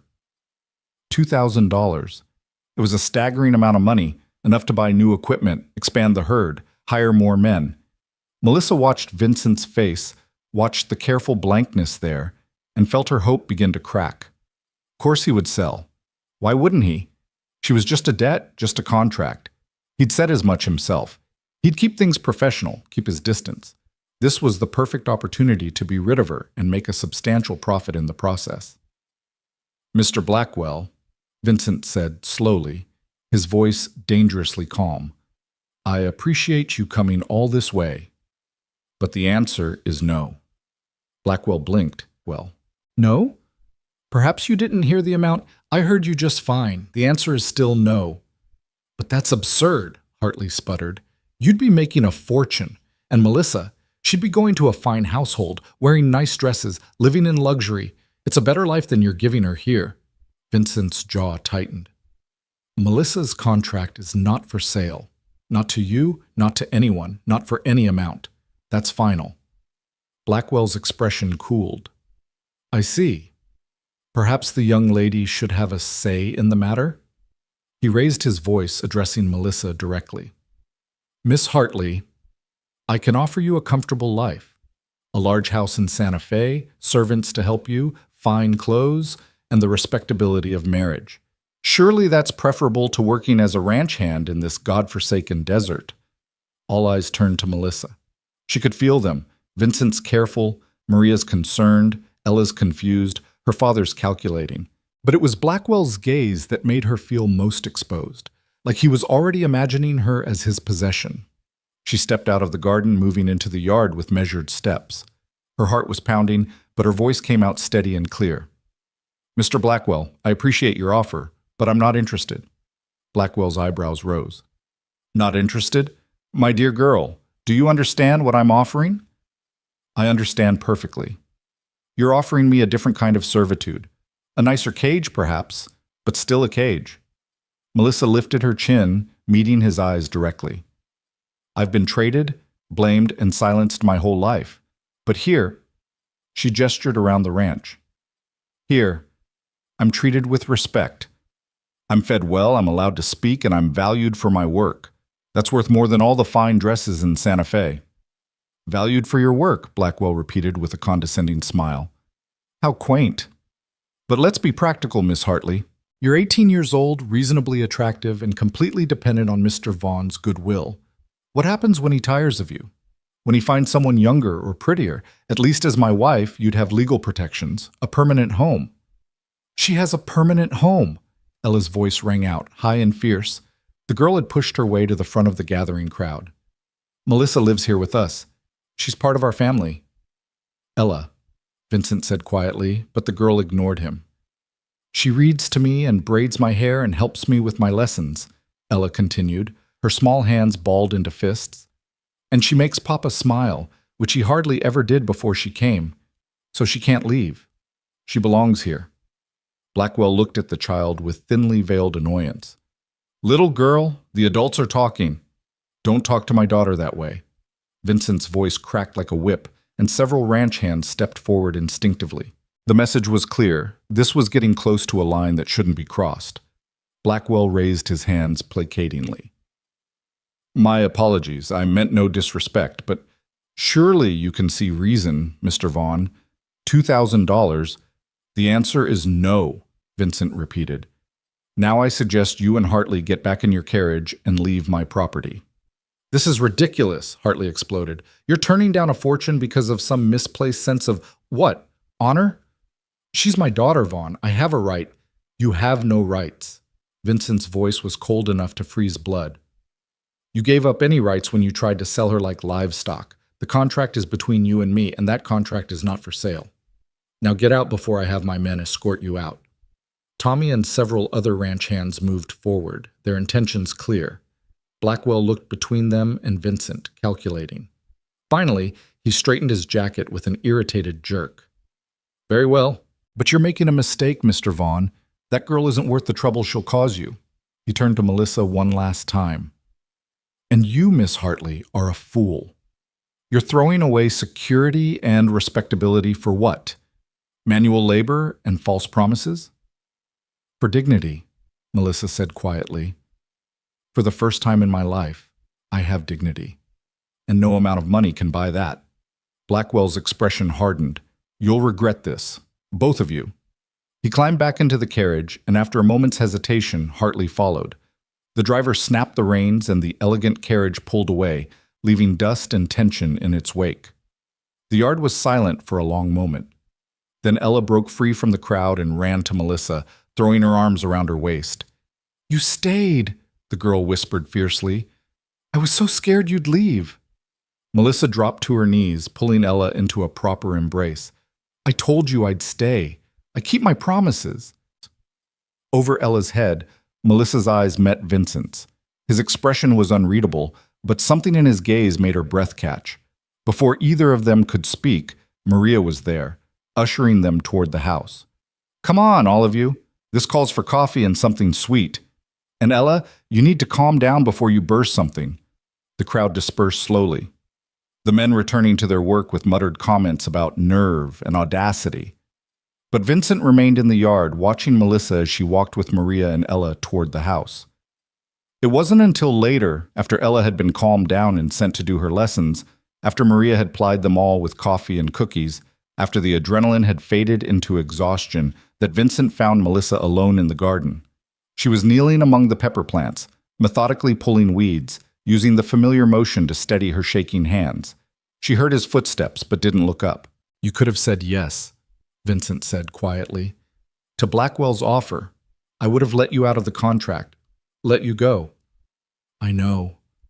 Melissa pulled another weed, dropping it in her basket. "Is that what you wanted? For me to go?" "No." The word was immediate and emphatic. "But $2,000, Melissa, that's a life-changing amount of money, and he could offer you things I can't—" "Like what?" Melissa finally looked up at him, shading her eyes against the sun. "A big house? I don't need a big house. Servants? I'd rather do my own work. Fine dresses? I have clothes that fit and keep me decent. What else?" "Respectability," Vincent said. "Marriage. A legitimate place in society." "I don't want his version of respectability." Melissa stood, brushing dirt from her dress. "I've seen what marriage looks like when there's no regard between the people involved. My parents had that kind of marriage, legal and respectable and absolutely miserable. My mother died young, and I think part of her was grateful to escape." Vincent moved closer, his expression troubled. "But you're young. You should have the chance to marry someone you choose, someone who—" "Someone I love?" Melissa interrupted. "Is that what you were going to say?" The air between them suddenly felt charged, dangerous. Vincent's jaw worked like he was trying to find the right words. "Yes," he finally said. "Someone you love. Someone who can give you a real life, not just 5 years of servitude." "And what if I told you I don't see this as servitude anymore?" Melissa took a step toward him, her heart pounding. "What if I told you that for the first time in my life, I feel like I'm exactly where I'm supposed to be?" "Melissa, I chose to stay, Vincent, not because I had no other options. Blackwell was an option, however terrible. I stayed because I wanted to. Because when I think about leaving here, leaving Ella and Maria in the garden, and—" She stopped, the words catching in her throat. "And what?" Vincent's voice was rough. "Say it." "And you," Melissa whispered. "When I think about leaving you, it feels like dying, like cutting out some essential part of myself."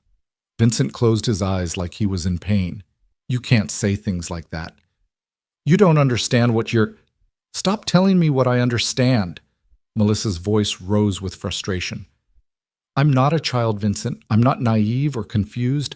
I know exactly what I feel, and yes, maybe it's complicated.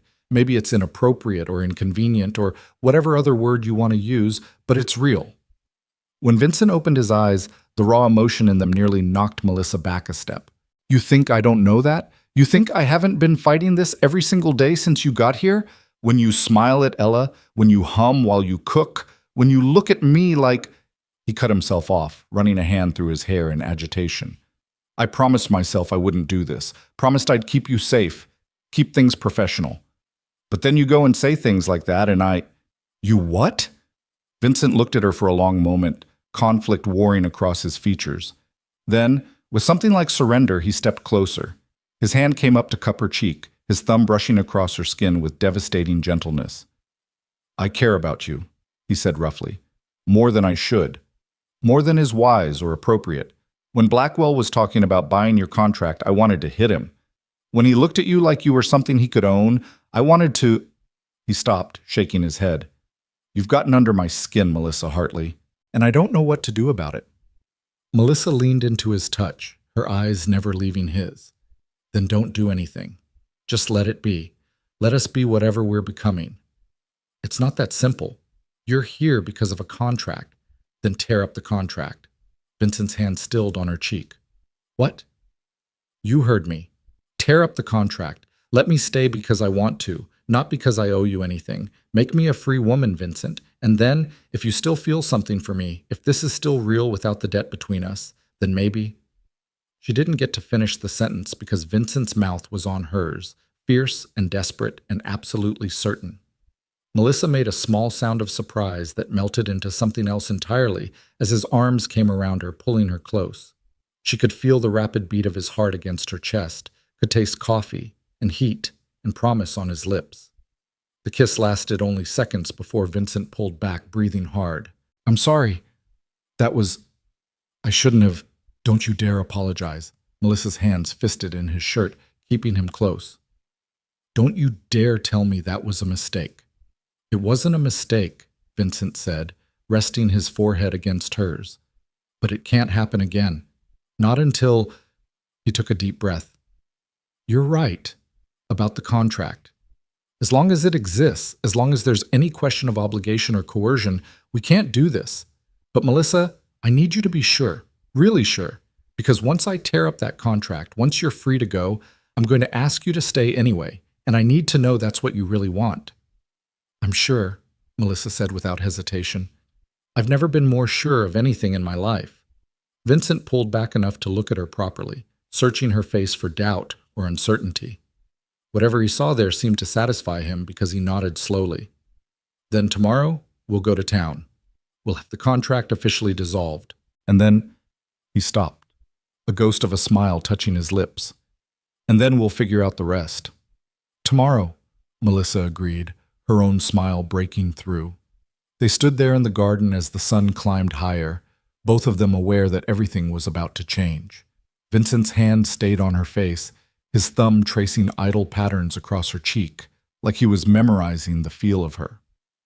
"Melissa!" Ella's voice called from the house. "Melissa, where are you? I finished my arithmetic and I got them all right." Vincent dropped his hand reluctantly, and Melissa stepped back, both of them acutely aware that they couldn't be found like this. Not yet, not until everything was settled properly. "Go," Vincent said softly. "She needs you." Melissa nodded, but paused before leaving. "Vincent, thank you for turning down Blackwell's offer, for choosing..." She stopped, not sure how to finish. "For choosing you," Vincent finished for her. "Always, Melissa. I'll always choose you." The words wrapped around Melissa's heart and settled there as she made her way back to the house. Ella met her at the door, chattering excitedly about her successful arithmetic lesson, and Melissa let herself be pulled into the comfortable rhythm of the afternoon. But beneath the normalcy, beneath the routine of lessons and cooking and chores, a current of anticipation ran through her. Tomorrow.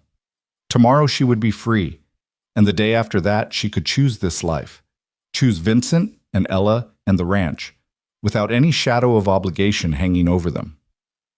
That evening, as the ranch settled down for the night, Melissa found herself standing outside again, looking up at the stars that had witnessed so many changes in her life. She thought about the girl she'd been just a few months ago, hungry, hopeless, resigned to a life of misery.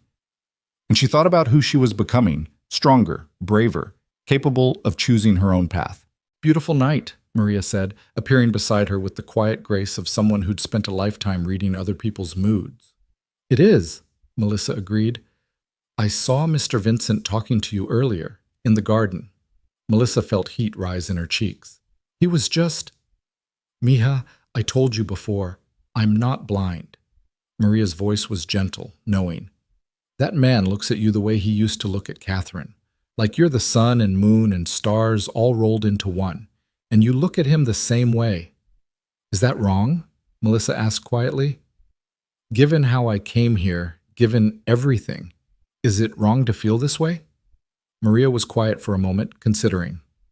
"Love is never wrong. The circumstances might be complicated, the timing might be imperfect, but the feeling itself? That's always right." She patted Melissa's shoulder. "Just be careful with each other's hearts. You've both been hurt before. You've both lost people you loved. That kind of pain, it makes people cautious. But it also makes love, when it comes, even more precious." "I'm scared," Melissa admitted, "of how much I care, of what it would feel like to lose this." "That's how you know it's real," Maria said simply. "Real love is always a little bit terrifying, but it's also the most worthwhile thing in the world. You'll see." That night lying in bed, Melissa couldn't sleep. Her mind kept replaying the day's events. Blackwell's offer, Vincent's defense of her, the kiss in the garden that had changed everything. She touched her lips, still able to feel the ghost of that kiss, still able to taste the promise it held. Tomorrow, she thought. Tomorrow everything changes. She didn't know that across the yard, in the main house, Vincent was lying awake too, staring at the ceiling and thinking about honey gold eyes and a voice that said, "I'm sure," without hesitation. Didn't know that he was terrified and exhilarated in equal measure, that he was already composing the words he would say when he asked her to stay, really stay, not as a worker, but as something more. And she didn't know that Ella, supposedly asleep in her room upstairs, had heard everything from the garden earlier. The girl lay in bed with a smile on her face, thinking about how Melissa would make a wonderful mother, how Papa seemed happy again, how their little family was growing in exactly the right way. The moon rose over the ranch, casting silver light across the buildings and the land. In the stables, horses shifted in their sleep. In the bunkhouse, men snored and dreamed of home. And in the small room by the stables, a young woman finally drifted off to sleep with hope in her heart and the memory of a kiss on her lips. Tomorrow couldn't come fast enough. But tomorrow, when it came, would bring more than just freedom and promises.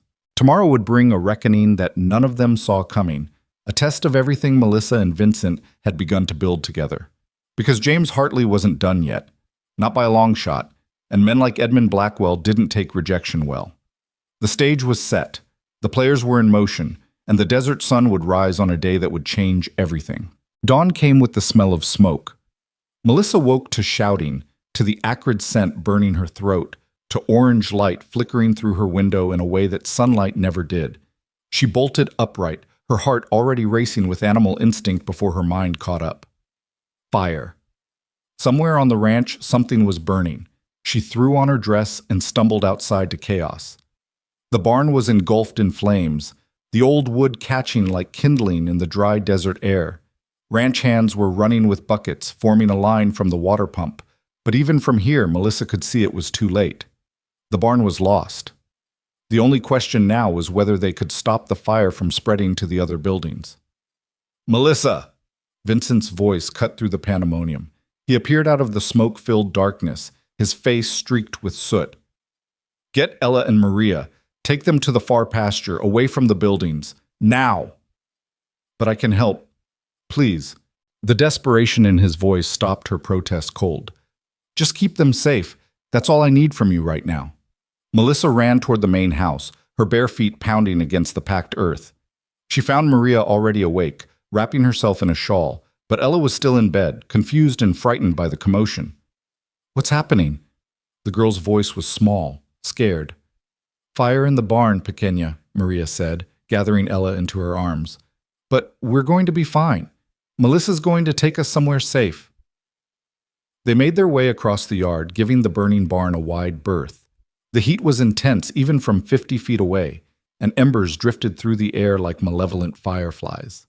Melissa kept one arm around Ella and held Maria's hand with the other, pulling them toward the safety of the open pasture.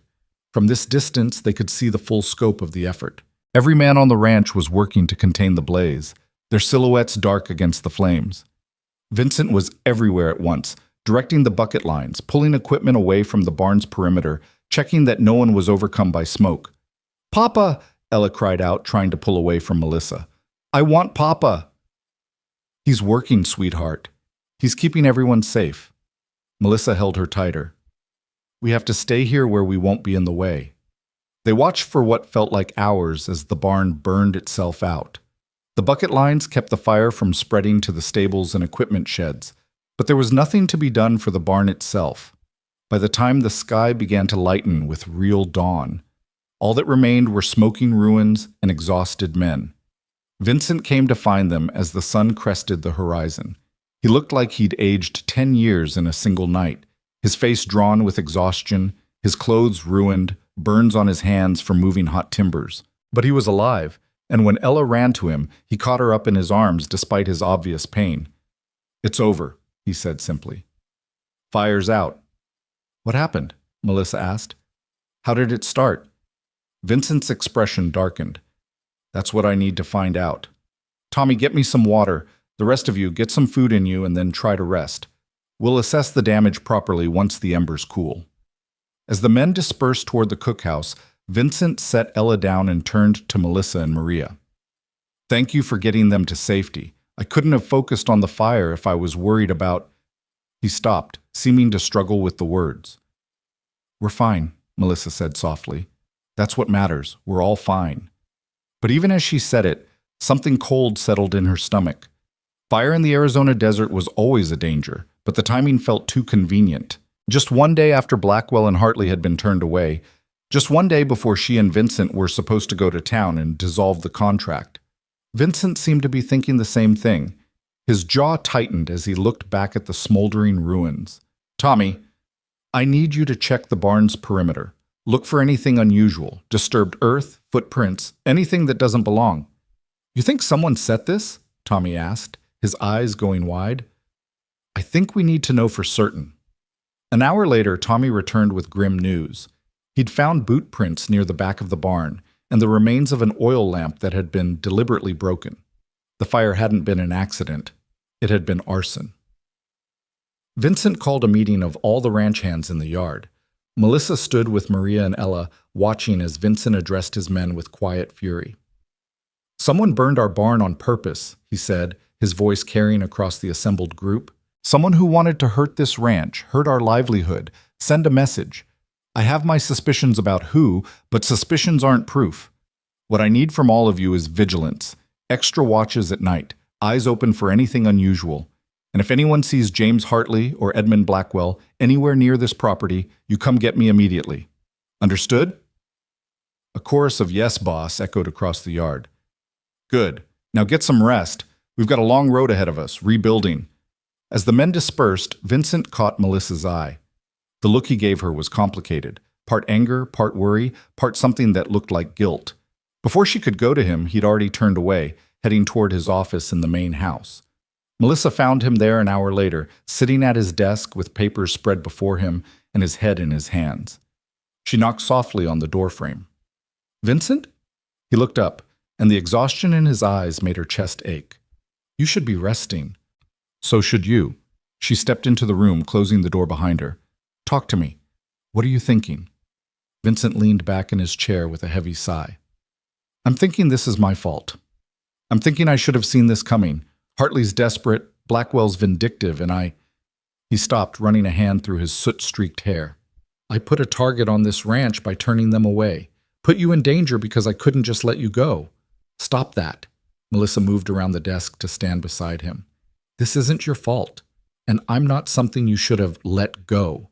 I'm a person, Vincent, a person who made a choice, who chose to stay. And now that choice might have cost me a barn and could have cost lives. Vincent's voice was rough with emotion. What if the fire had spread to the main house? What if Ella had been hurt? What if you... He couldn't finish the sentence. Melissa did something bold then, something she wouldn't have dared a few months ago. She reached out and took his burned hand in hers, gentle with the injuries but firm in her grip. But we weren't hurt. Everyone's safe. The barn can be rebuilt. With what money? Vincent laughed bitterly. That barn held feed, equipment, supplies. All of it gone. And rebuilding will cost thousands that I don't have right now. Blackwell's offer would have covered it twice over. The words hit Melissa like a physical blow. Is that what you're thinking? That you should have sold my contract after all? No. Vincent stood abruptly, his hand still caught in hers. God, no. That's not what I meant. He pulled her closer, his free hand coming up to cup her face with that same devastating gentleness he'd shown in the garden. I would burn down every building on this ranch before I'd let anyone take you from here. But I hate that my choice to keep you might have brought this trouble down on everyone. Then we fix it, Melissa said firmly. Together.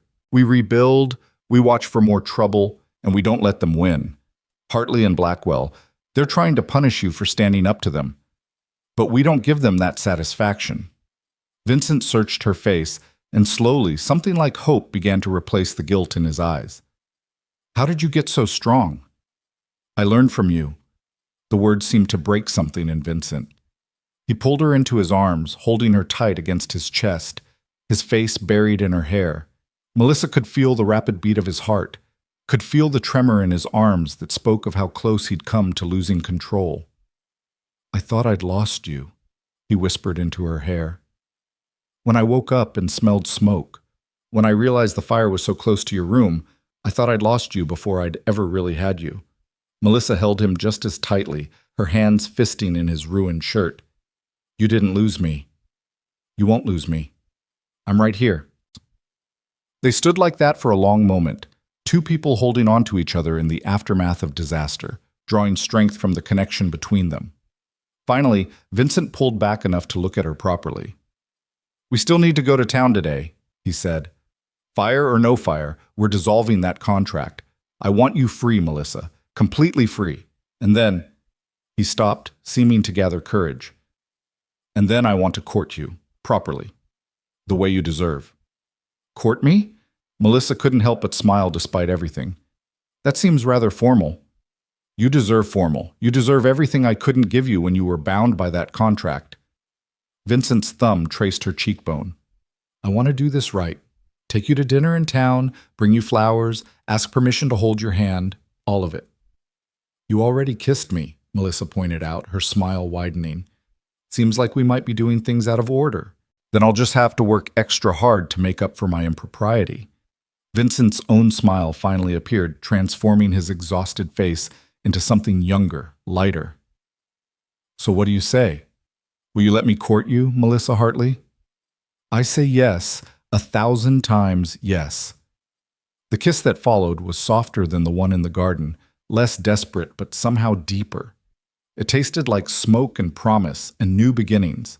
When they finally broke apart, both of them were breathing hard and grinning like fools. "Papa?" Ella's voice came from the hallway, accompanied by her light footsteps. "Papa, where are you?" Vincent and Melissa sprang apart just as Ella appeared in the doorway. The girl looked between them with knowing eyes that seemed far too wise for 8 years old. "Were you kissing?" she asked bluntly. Vincent cleared his throat, looking caught. "Ella." "Because it's okay if you were," Ella continued, coming into the room. "I think you should kiss Melissa, and then you should marry her, and then she can be my mama for real instead of just pretending." "Ella," Melissa said gently, kneeling down to the girl's level. "Nobody's pretending anything, and there's no rush for any of that. Your papa and I, You're just falling in love," Ella said matter-of-factly. "That's what Maria says. She says you look at each other like Mama and Papa used to look at each other. And she says that's good, because everyone deserves to be loved." Over Ella's head, Melissa's eyes met Vincent's. She saw her own emotions reflected there: surprise, joy, fear, and something that might have been love, still too new and fragile to name completely. "Maria's a wise woman," Vincent said finally, his voice rough with emotion. "But Ella, even if we do get married someday, she won't be replacing your mama. Nobody could ever replace Catherine." "I know that," Ella said, going to her father and taking his hand. But Mama wouldn't want us to be sad forever. She'd want us to be happy again, and Melissa makes us happy." She looked at Melissa with absolute certainty. "You make us happy, so you should stay forever and ever." Melissa felt tears prick her eyes. "I'm planning on it, sweetheart. I'm definitely planning on it." 2 hours later, Vincent and Melissa rode into Dust Hollow together. The town was small and dusty, a collection of buildings that seemed to huddle against the harsh desert landscape. But it had a courthouse, and that courthouse had a clerk who could officially dissolve indentured contracts. They dismounted outside the squat adobe building, and Vincent offered Melissa his arm. She took it, feeling the significance of the moment settle over them like a cloak. This was it, the final severing of the obligation that had brought them together. The clerk was a tired-looking man with ink-stained fingers and a perpetually bored expression. He looked up from his ledger as they entered. "Help you folks?" "We need to dissolve an indentured servitude contract," Vincent said, pulling the folded papers from his jacket. "I'm Vincent Vaughn. This is Melissa Hartley. The contract was registered here 3 months ago." The clerk took the papers, scanning them with disinterest. "Looks in order. Though it's unusual to dissolve this early, usually these run their full term." "Miss Hartley has worked diligently and fulfilled her obligations," Vincent said firmly. "I'm satisfied to release her from the remainder of the contract." "Your loss, I suppose." The clerk pulled out a large stamp and pressed it firmly onto the papers, then wrote something in his ledger. "There. Contract dissolved as of today's date. Miss Hartley, you're free to go wherever you please." The words hung in the air between them. Free. After 18 years of being someone's property, first her father's, then technically Vincent's, Melissa was finally completely free. "Thank you," she managed, her voice thick with emotion. They stepped back out into the bright sunlight, and for a moment Melissa just stood there, letting the reality sink in. She was free. She owed nothing to anyone. She could walk away right now if she wanted to, could start fresh somewhere new, could... "Melissa." Vincent's voice was quiet, tentative. "You're free now, completely free. So when I ask you this, I need you to know there's no obligation, no pressure. You can say no, and I'll respect that. Vincent." Melissa turned to face him, cutting off his nervous rambling. "Ask me." He took a breath, seeming to steady himself. Then he took both her hands in his, right there in the middle of the street, not caring who saw. "Stay," he said simply. "Not because of a contract or an obligation, not because you have nowhere else to go, but because you want to. Because what we're building together, you and me and Ella and the life we're making, it's worth building. You're worth everything, Melissa. And I know it's too soon, and I know we should take things slow, but I also know that I haven't felt this alive, this hopeful, since Catherine died. You brought light back into my life, into Ella's life, so stay. Please." Melissa looked at this man, this good, complicated, careful man who'd defended her when he didn't have to, who'd kissed her in the garden, who'd held her through fear and fever and crisis. This man who was offering her not just a home, but a place to belong, not just shelter, but love. "I'm staying," she said, her voice steady and certain. "Not because you asked, though that helps, but because when I think about my future, every single version of it has you in it. You and Ella and the ranch and the garden and Maria and all of it. That's my home now. You're my home." Vincent's smile was like the sun breaking through clouds. He pulled her close, and this time when he kissed her, it was in full view of anyone who cared to look. A public declaration, a statement of intent. When they finally broke apart, several townspeople were staring, but Vincent just laughed and took Melissa's hand. "Come on," he said. "We need to stop by the general store. If I'm courting you properly, I should probably start with flowers. Vincent, you don't need to. I want to." He squeezed her hand. "Let me do this right." They spent the afternoon in town like a proper courting couple. Vincent bought her a bouquet of wildflowers from the general store. Not fancy, but picked with care. They had lunch at the small restaurant, sitting across from each other and talking about everything and nothing. And when they walked down the street, Vincent kept her hand tucked in the crook of his arm like she was something precious. It was perfect. Simple and imperfect and absolutely perfect. But their peace was short-lived. They were preparing to leave, their horses saddled and ready, when Edmund Blackwell appeared from the saloon across the street. He wasn't alone. James Hartley was with him, both of them clearly several drinks into their afternoon. "Well, well," Blackwell called out, his words slightly slurred. "If it isn't the noble rancher in his little charity case. Come to make your arrangement official, have you?" Vincent's expression went hard. "Blackwell, I suggest you move along before you say something you'll regret." "Regret?" Blackwell laughed, ugly and mean. "The only thing I regret is not burning down your whole ranch instead of just the barn." The words dropped into the street like stones. Melissa felt Vincent go rigid beside her, felt the dangerous stillness that came over him like a storm gathering. "So you admit it," Vincent said quietly. "You set the fire." "Prove it." Blackwell stepped off the boardwalk, swaying slightly. "You can't prove anything. But yes, I paid someone to send you a message. You don't turn down Edmund Blackwell. You don't embarrass me in front of my associates." "You could have killed people," Melissa said, her voice shaking with anger. "Ella was sleeping in that house.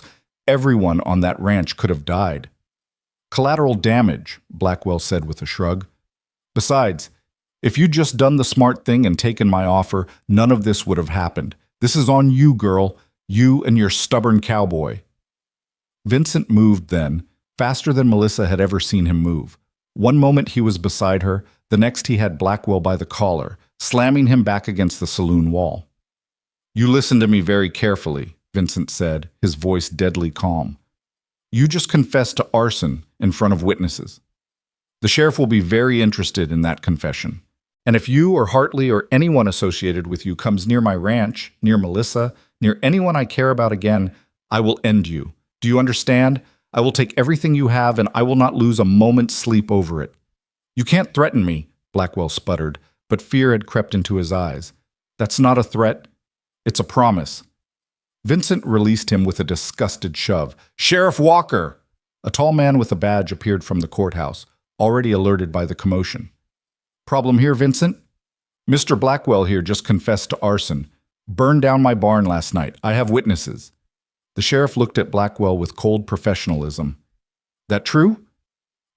He can't prove. Blackwell looked around desperately for support. I heard him, Melissa said clearly. He said he paid someone to burn the barn. I heard it too, Sheriff, the general store owner called from his doorway. Heard him plain as day admit to it. Several other townspeople murmured agreement. Blackwell's face went pale as he realized his drunken bragging had just sealed his fate. Edmund Blackwell, the sheriff said formally, you're under arrest for arson. You have the right to— Wait. Hartley, who'd been silent until now, stepped forward. Wait, I can explain. Blackwell paid me to show him the ranch, to help him plan it. But I didn't know he was going to actually do it, I swear.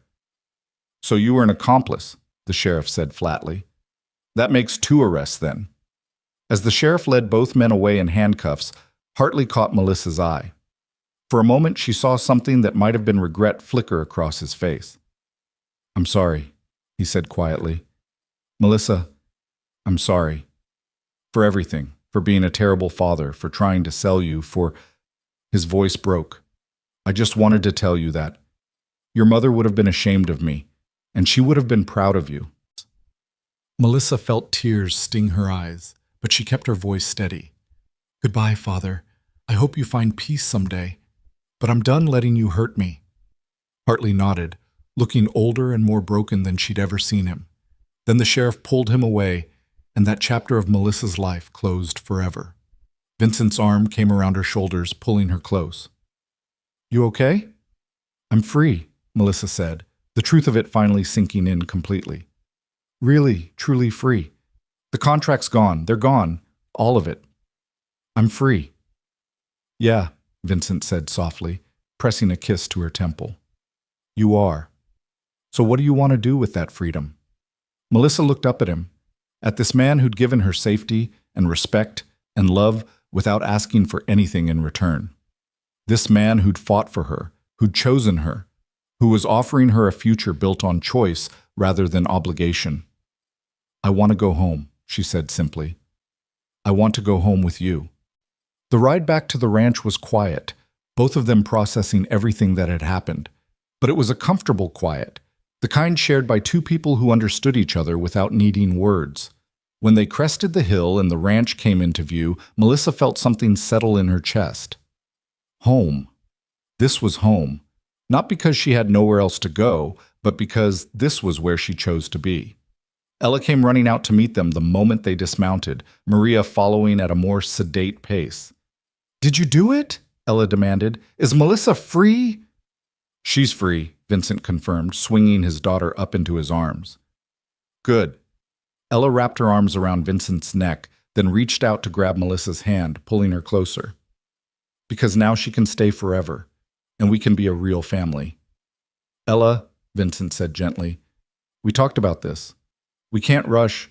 Actually, Melissa interrupted, her heart full to bursting. I think Ella might be right. Not about rushing into anything, she added quickly, seeing Vincent's expression, but about being a family. We already are one, aren't we? Maybe not in the traditional way, but in all the ways that matter. Maria beamed at them. Finally! Someone in this family has some sense. Come, all of you. I made a special dinner to celebrate. And later we'll talk about how to rebuild that barn, because this ranch is going to need it if we're going to make it through the winter.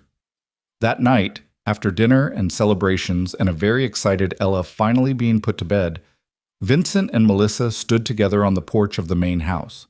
The stars were out in full force, diamond bright against the velvet darkness. This morning, I woke up to the barn burning, Vincent said quietly. I thought I might lose everything. The ranch, my livelihood, you. He turned to face her, taking both her hands.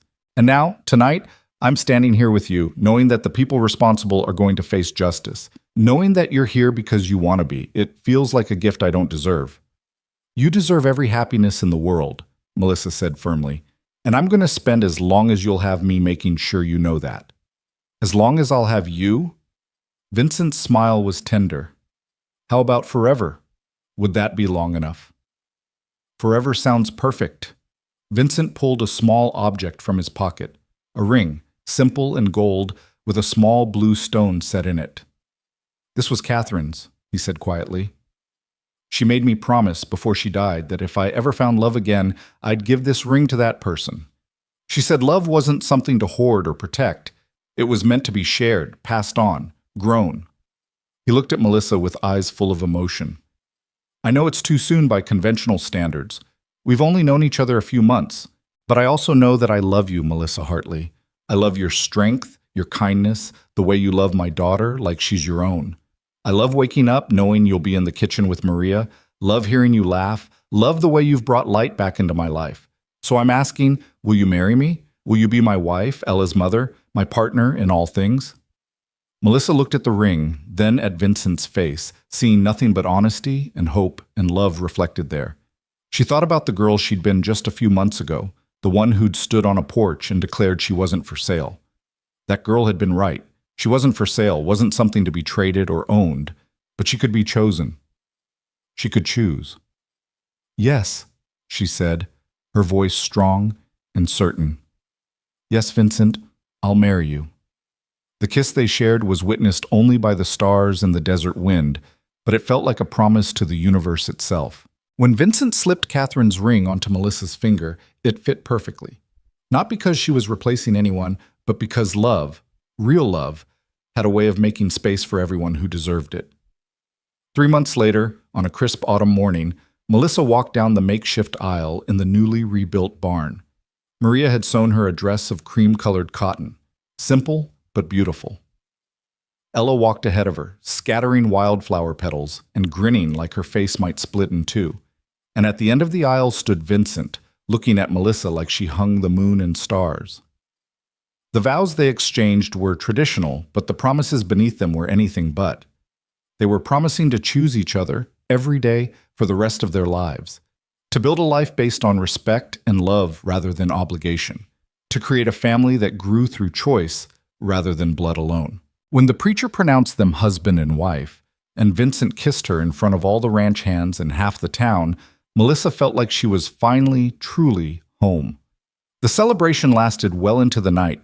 The new barn, built with the help of every hand on the ranch and several neighboring ranchers, was christened with music and dancing and laughter.